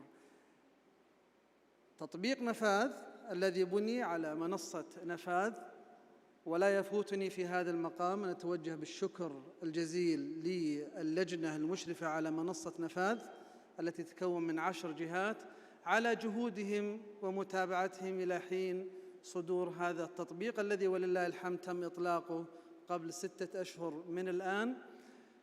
يحتوي على تقنيات متطورة متقدمة تستخدم الذكاء الاصطناعي في التعرف على السمات الحيوية، وأيضاً يستخدم تقنيات أخرى للتعرف على شخصية مستخدم هذا التطبيق للوصول إلى الطلبات التي حصل عليها من التطبيقات والمنصات المختلفة. أيضاً هناك مرونة عالية للتطبيق بحيث لا تحتاج إلى تغيير الكود المصدري، تستطيع رفع عدد نسب أو عدد التقنيات التي تستخدمها في التحقق من الهوية من خلال التطبيق، وبناء على المجال أو الاستخدام الذي سيستخدم فيه التطبيق. إذا كان حساس فإنك تستخدم تقنيات حيوية متقدمة، إذا كان أقل فأقل، وهكذا. أيضاً تجربة ميسرة، يستطيع المستخدم استخدام التطبيق من أي موقع. التطبيق كما ذكرنا تم إطلاقه خلال 6 أشهر الماضية، وخلال فترة وجيزة كما تلاحظون 7 مليون تحميل للتطبيق، عدد المستخدمين تعدى 5,700,000 مستخدم. عمليات الدخول اليومية أمس فقط تقريباً أكثر من 110,000 دخول لاستخدام التطبيق للوصول لأكثر من 400 منصة وتطبيق حكومي. لك أن تتخيل أن كل عملية من هذه العمليات كانت تتطلب إجراء ورقي ووصول للشخص لموقع الجهة للتحقق من شخصيته هو الشخص الذي طلب هذه الخدمة. هناك آثار عديدة جداً. الأثر الأمني في التحقق أنها الشخص الذي وصل إلى هذه الخدمة هو نفس الشخص الموجود في السجلات المدنية لدى مركز المعلومات الوطني. رفع جودة الحياة، هناك فرصة كبيرة جداً لكفاءة الإنفاق، وأيضاً إتاحة الفرصة لرواد الأعمال ولشركات الناشئة أن تستفيد من هذه الخدمات وتبني عليها، وبالإضافة لذلك إبراز مكانة المملكة الكبيرة في التحول الرقمي. هناك خدمة لتوفير هذا التحقق من خلال بنك البيانات الوطني، خدمة مركزية نتأكد من خلالها أن المتقدم أو الذي يريد أن يستخدم الطلب هو فعلا الشخص الذي يملك هذا التطبيق أو يستخدم التطبيق. التحقق المكاني ميزة مهمة جدا، نستطيع أن نتحقق من وجود الشخص حتى على بعد مترات، وهذا سنحتاجه كثيرا بالتعاون مع الإخوان في وزارة الداخلية وفي الجوازات للتأكد أن الشخص الذي يقف في المنفذ ويحاول أن يتقدم أو يحصل على تأشيرة خروج من أو إنهاء إجراءاته الإدارية في المنفذ هو نفس الشخص الذي يستخدم التطبيق. هذا هو المنتج الأول. أيضاً المنتج الآخر هو المنصة الوطنية للبيانات. المنصة تحتوي على منتجين رئيسيين. المنتج الأول هو منتج سوق البيانات، والتي من خلاله تستطيع الجهة الحكومية الحصول على أي بيانات موجودة في بنك البيانات الوطني. للمعلومية، بنك البيانات الوطني هو بنك حقيقي يحتوي على مئات مجموعات البيانات التي تم جمعها خلال 3 سنوات الماضية وتوفيرها في بنك بيانات موحد للتسهيل على جميع الجهات الحكومية الحصول على البيانات التي يحتاجونها من خلال سوق البيانات. الهدف منه تعزيز مشاركة البيانات بين الجهات الحكومية التي كانت تأخذ في الماضي أشهر وربما لا تحصل بعض الجهات على البيانات التي تحتاجها من جهات أخرى، الآن أصبح بالإمكان الحصول على البيانات بشكل آني وآلي مجرد ما تطبق سياسة مشاركة البيانات. أيضاً تحسين جودة البيانات هي فرصة ممتازة جداً. خلال الفترة الماضية ولم تستطع الجهات الاستفادة الحقيقية من البيانات المجمعة في بنك البيانات، لأن كان ينقصها الجودة الحقيقية للاستفادة منها. وما في شك أن هذا الإجراء سيساعد على المساهمة في بناء اقتصاد مبني على البيانات. أيضاً فهرس البيانات الوطني هو عبارة عن فهرس وضعنا فيه جميع البيانات أو الحقول الحكومية اللي نحتاجها مع بيانات وصفية خلفية لتسهيل استخدام تلك الحقول من الجهات المختلفة على المسارين. على مسار سوق البيانات استطعنا ولله الحمد العمل مع أكثر من 40 جهة حكومية وجمعنا 240 مجموعة بيانات لأنظمة ضخمة ووضعها في بنك البيانات الوطني، ووفرنا 250 خدمة API لتمكين الجهات من وصول البيانات. أيضاً تم فهرسة 130 نظام حكومي. معنى أنه حتى نسهل الموضوع أن الحقول التي تستخدم على مستوى الجهات الحكومية أصبح هناك توحيد، الاسم موحد، تاريخ الميلاد موحد، وله وصف، فصيلة الدم موحدة وله فصيلة الدم ولها وصف. وأيضاً الأهم من ذلك أنه أي جهة تريد أن تحصل على بيانات بدل من أن تقوم بإنشاء الحقل، إذا كان الحقل موجود فتعرفي أن مالك هذا الحقل مثل فصيلة الدم وزارة الصحة، تأخذ الحقل كما هو وتستخدمه. إذا كان الحقل مثلا شهادة جامعة أو شهادة تعليم عام، تعرف أنه مالك الحقل وزارة التعليم، وهكذا أصبح نعرف الآن من هو مالك كل حقل في الدولة. وهذا ما يسمى ب Ask Once Policy، نسأل مرة واحدة فقط ونطلب مرة واحدة فقط للبيانات، ونطلبها يعني الجهة الحكومية تطلبها من الشخص، ومن ثم جميع الجهات تستخدم هذه البيانات. وهذا ما كان يمكن تحقيقه من غير وجود فهرس بيانات وطني موحد. وطبقنا أكثر من 2000 معيار. خدمة النفاذ الوطني وخدمة أيضاً سوق البيانات وخدمة أيضاً الفهرس هي مجموعة خدمات تنضم لأكثر من 200 منتج تقدمها سدايا. نحاول قدر المستطاع بعض هذه المنتجات نظراً لحساسيتها لا يتم تسويقها، ولكنه أكثر من 200 منتج أمني وحكومي وبعضها للقطاع الخاص وبعضها للأفراد. هذه المنتجات تحتوي أكثر من 5000 خدمة. هذه تم تطويرها من قبل المبدعين في مركز المعلومات الوطني. ولا يفوتني أن أشكر معالي أخي الدكتور عصام الوقيت مدير مركز المعلومات الوطني، وسعادة نائبه الدكتور مشاري المشاري والفريق الرائع الذين قاموا على تطوير هذه المنتجات. وشكرا لكم أنتم، نراكم على خير. السلام عليكم ورحمة الله وبركاته.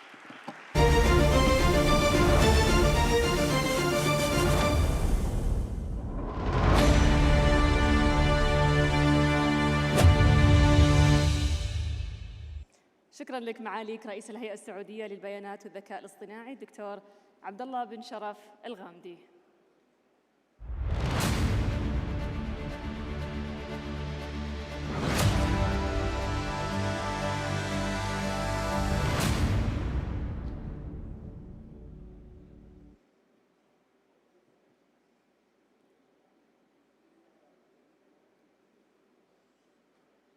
حضورنا الكريم، قياس التحول الرقمي لهذا العام 2022 أطلق من قبل هيئة الحكومة الرقمية، وعلى مدى 10 سنوات لتطوير أعمال الحكومة الرقمية ومتابعتها وفق أفضل الممارسات والمعايير لدعم مسيرة الجهات الحكومية في التحول الرقمي.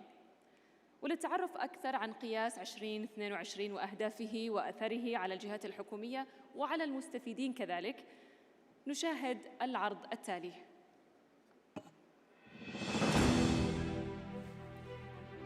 انطلاقاً من دور هيئة الحكومة الرقمية في تسريع وتيرة التحول الرقمي وإصدار المؤشرات والأدوات والتقارير لقياس أداء الجهات الحكومية ومتابعة التزامها لتحقيق أعلى المعايير والارتقاء بجودة الخدمات الحكومية الرقمية وفق مستهدفات رؤية السعودية 2030، مرت رحلة قياس خلال السنوات الماضية بخطوات تطويرية عديدة لتعزيز رحلة التحول. وامتدادا لتلك الجهود يكمل قياس 2022 هذه الرحلة ليحقق نقلة نوعية في منهجية القياس، حيث أصدرت الهيئة وثيقة المعايير الأساسية للتحول الرقمي، والتي اشتملت على 111 معياراً وفق قسمين رئيسيين. الأول يتضمن المعايير المستمدة من القرارات والأوامر السامية والتعميم ذات العلاقة، والآخر يغطي معايير التحول الرقمي. يهدف قياس إلى تعزيز مفهوم مركزية المستفيد وتحفيز الابتكار وتبني التقنيات الناشئة ورفع كفاءة العمل الحكومي، مما يسهم في تقدم ترتيب المملكة في المؤشرات الدولية. هذا العام تم قياس 217 جهة حكومية، حيث تجاوز المؤشر 80%، لترتفع الجهات التي وصلت لمرحلتي الإبداع والتكامل إلى 61 جهة، 7 جهات منها وصلت لمرحلة الإبداع و54 جهة لمرحلة التكامل. الجهات التي وصلت لمرحلتي الإبداع والتكامل: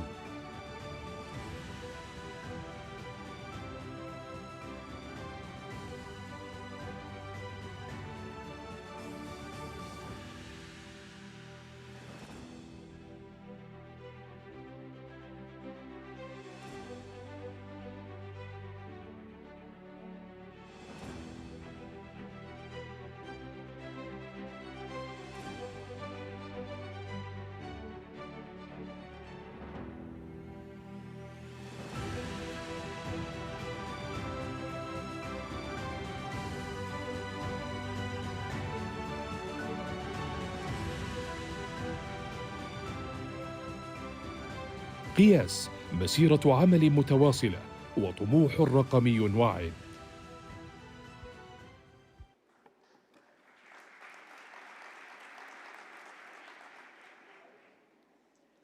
وبعد انتظار بكل شغف وحماس، حان الآن الوقت للإعلان عن نتائج قياس لهذا العام 2022 والتعرف على أفضل الجهات التي وصلت لمرحلة الإبداع. أصحاب المعالي والسعادة، حضورنا الكريم، يسعدني أن أدعو نيابة عن معالي وزير الاتصالات وتقنية المعلومات رئيس مجلس إدارة هيئة الحكومة الرقمية، أدعو معالي نائب وزير الاتصالات وتقنية المعلومات المهندس هيثم العوهلي للمشاركة في التكريم. وأدعو كذلك معالي محافظ هيئة الحكومة الرقمية المهندس أحمد الصويان، وينضم إليهم نائب المحافظ للتنظيم والثقة الرقمية المهندس فارس الربدي للصعود على المسرح وتكريم الجهات. أهلا بكم جميعا.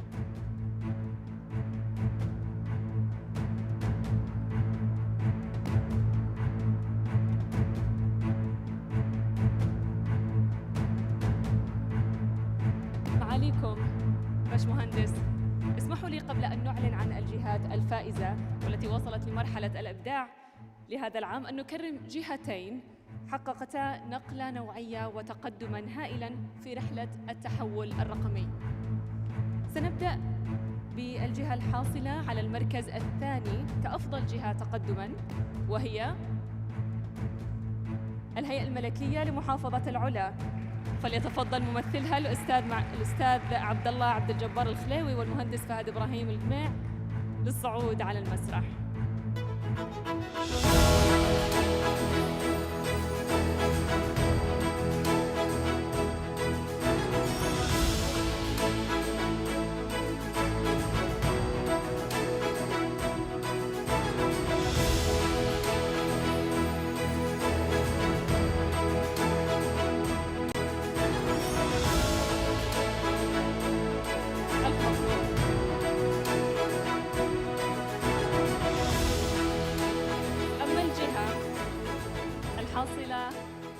على الأكثر تقدماً هي وزارة الطاقة، فليتفضل ممثلها معالي الأستاذ حمدان بن هزاع العتيبي والأستاذ علي بن عبد الله المسعري للصعود إلى المسرح.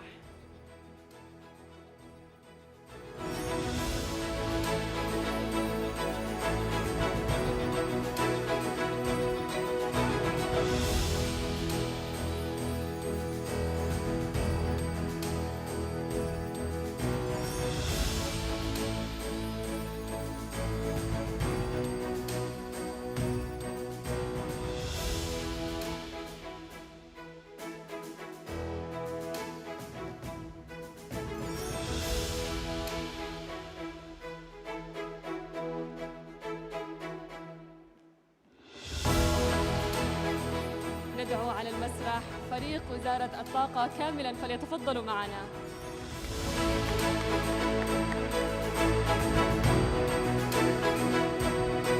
تفضلوا معنا على المسرح لأخذ صورة جماعية.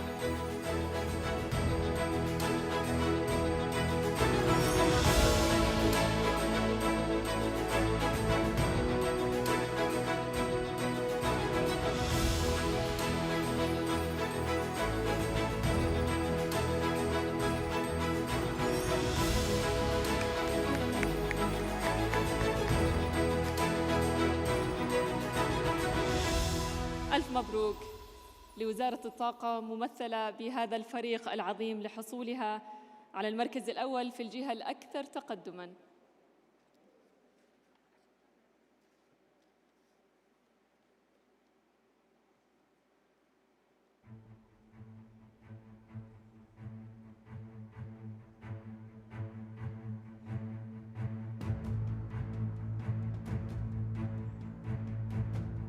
ألف مبروك، شكراً لكم. تفضلوا.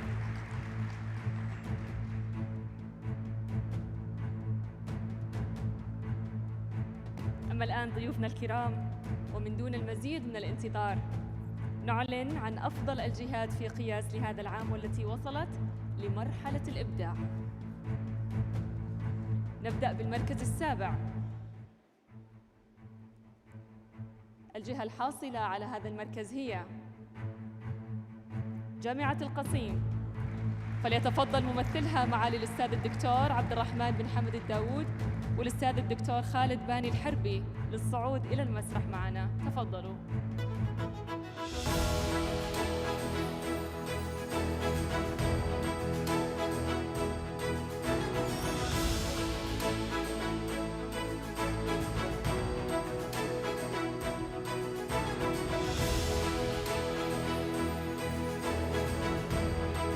ألف مبروك لجامعة القصيم حصولها على المركز السابع.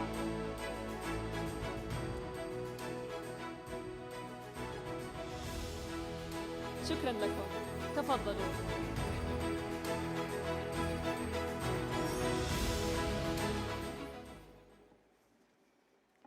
أما المركز السادس لقياس لهذا العام 2022، المؤسسة العامة للتأمينات الاجتماعية، فليتفضل ممثلها معالي الأستاذ محمد بن طلال النحاس والأستاذ أحمد بن محمد العمران إلى المسرح.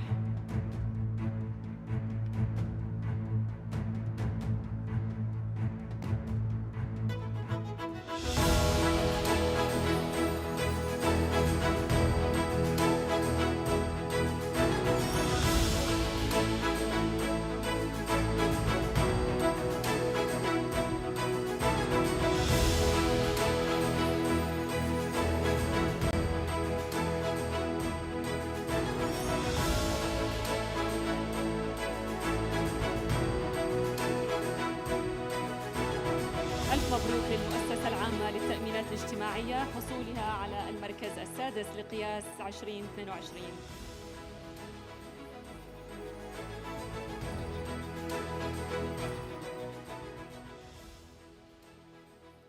أما المركز الخامس والحاصل على هذا المركز لهذا العام 2022 هي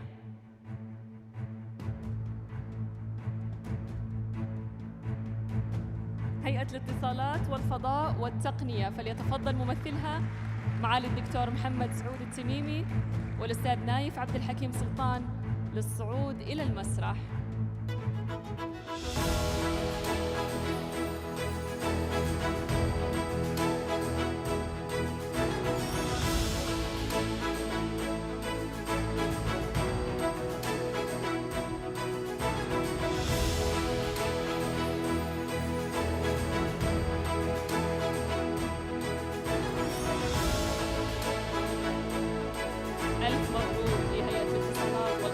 والتقنية لحصولها على المركز الخامس لقياس لهذا العام. شكراً لكم.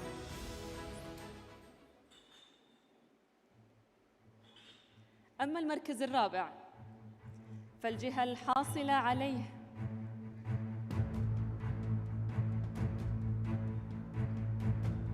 هي الهيئة السعودية للمواصفات والمقاييس والجودة. فليتفضل ممثلها معالي الدكتور سعد عثمان القصبي والأستاذ سلطان بن ضيف الله أبو خشيم للصعود إلى المسرح.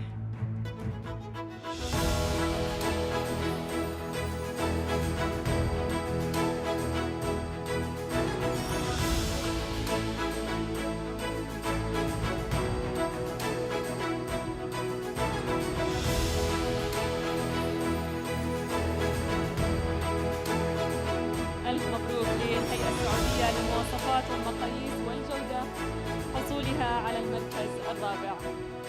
شكرا لكم، تفضلوا.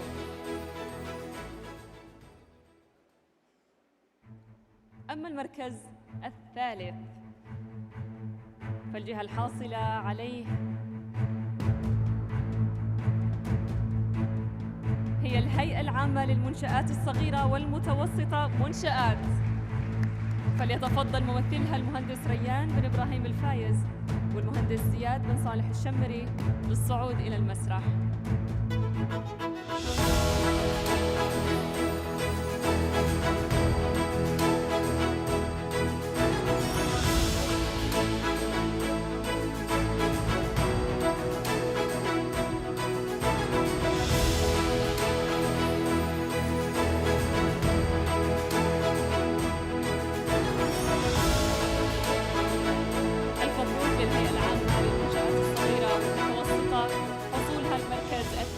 لقياس عام 2022.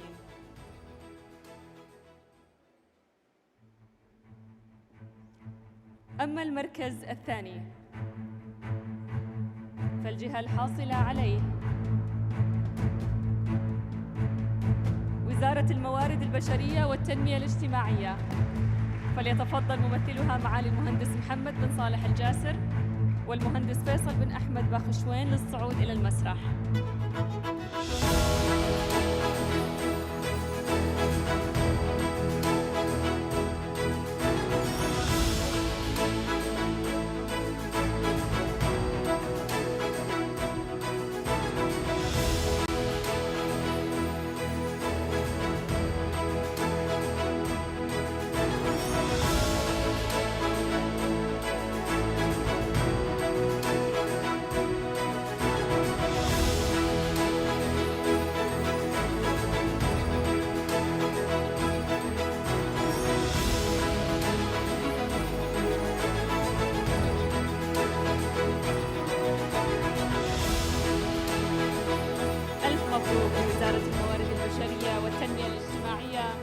المركز الثاني لقياس هذا العام. تفضلوا.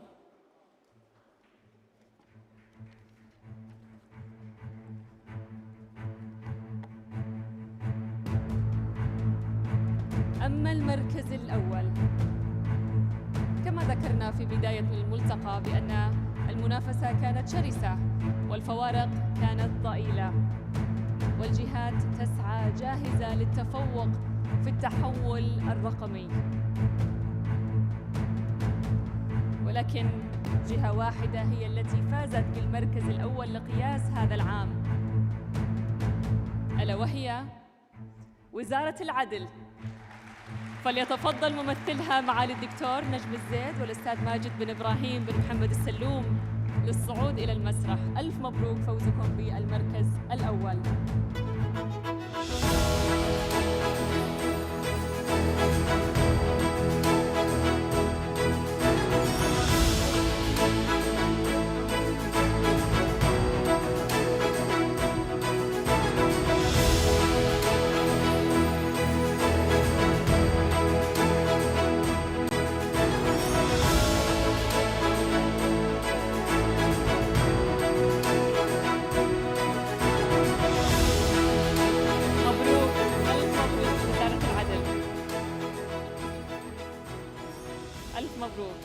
نتمنى لكم ولجميع الجهات مزيد من التفوق والنجاحات، ونبارك لجميع الجهات فوزهم بالمراكز السبع.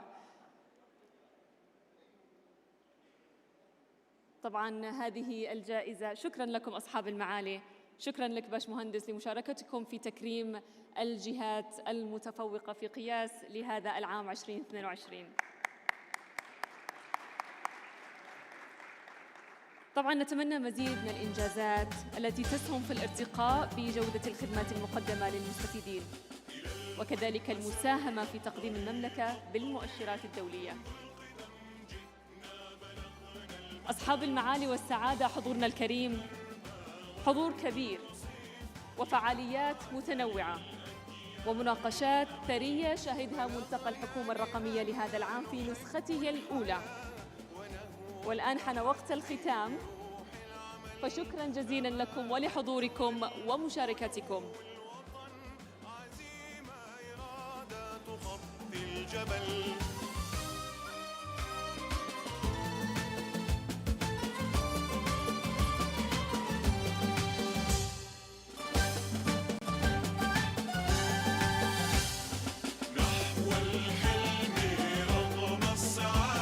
يعيش وينبت زهر الحلل، سعودي وأنشد بصوت جهور، مليك بلادي ونعم الوطن، نتقدم ونبني بكل الجهود، أسوة لرؤية سيدي نحو القمم، ستزهر بعد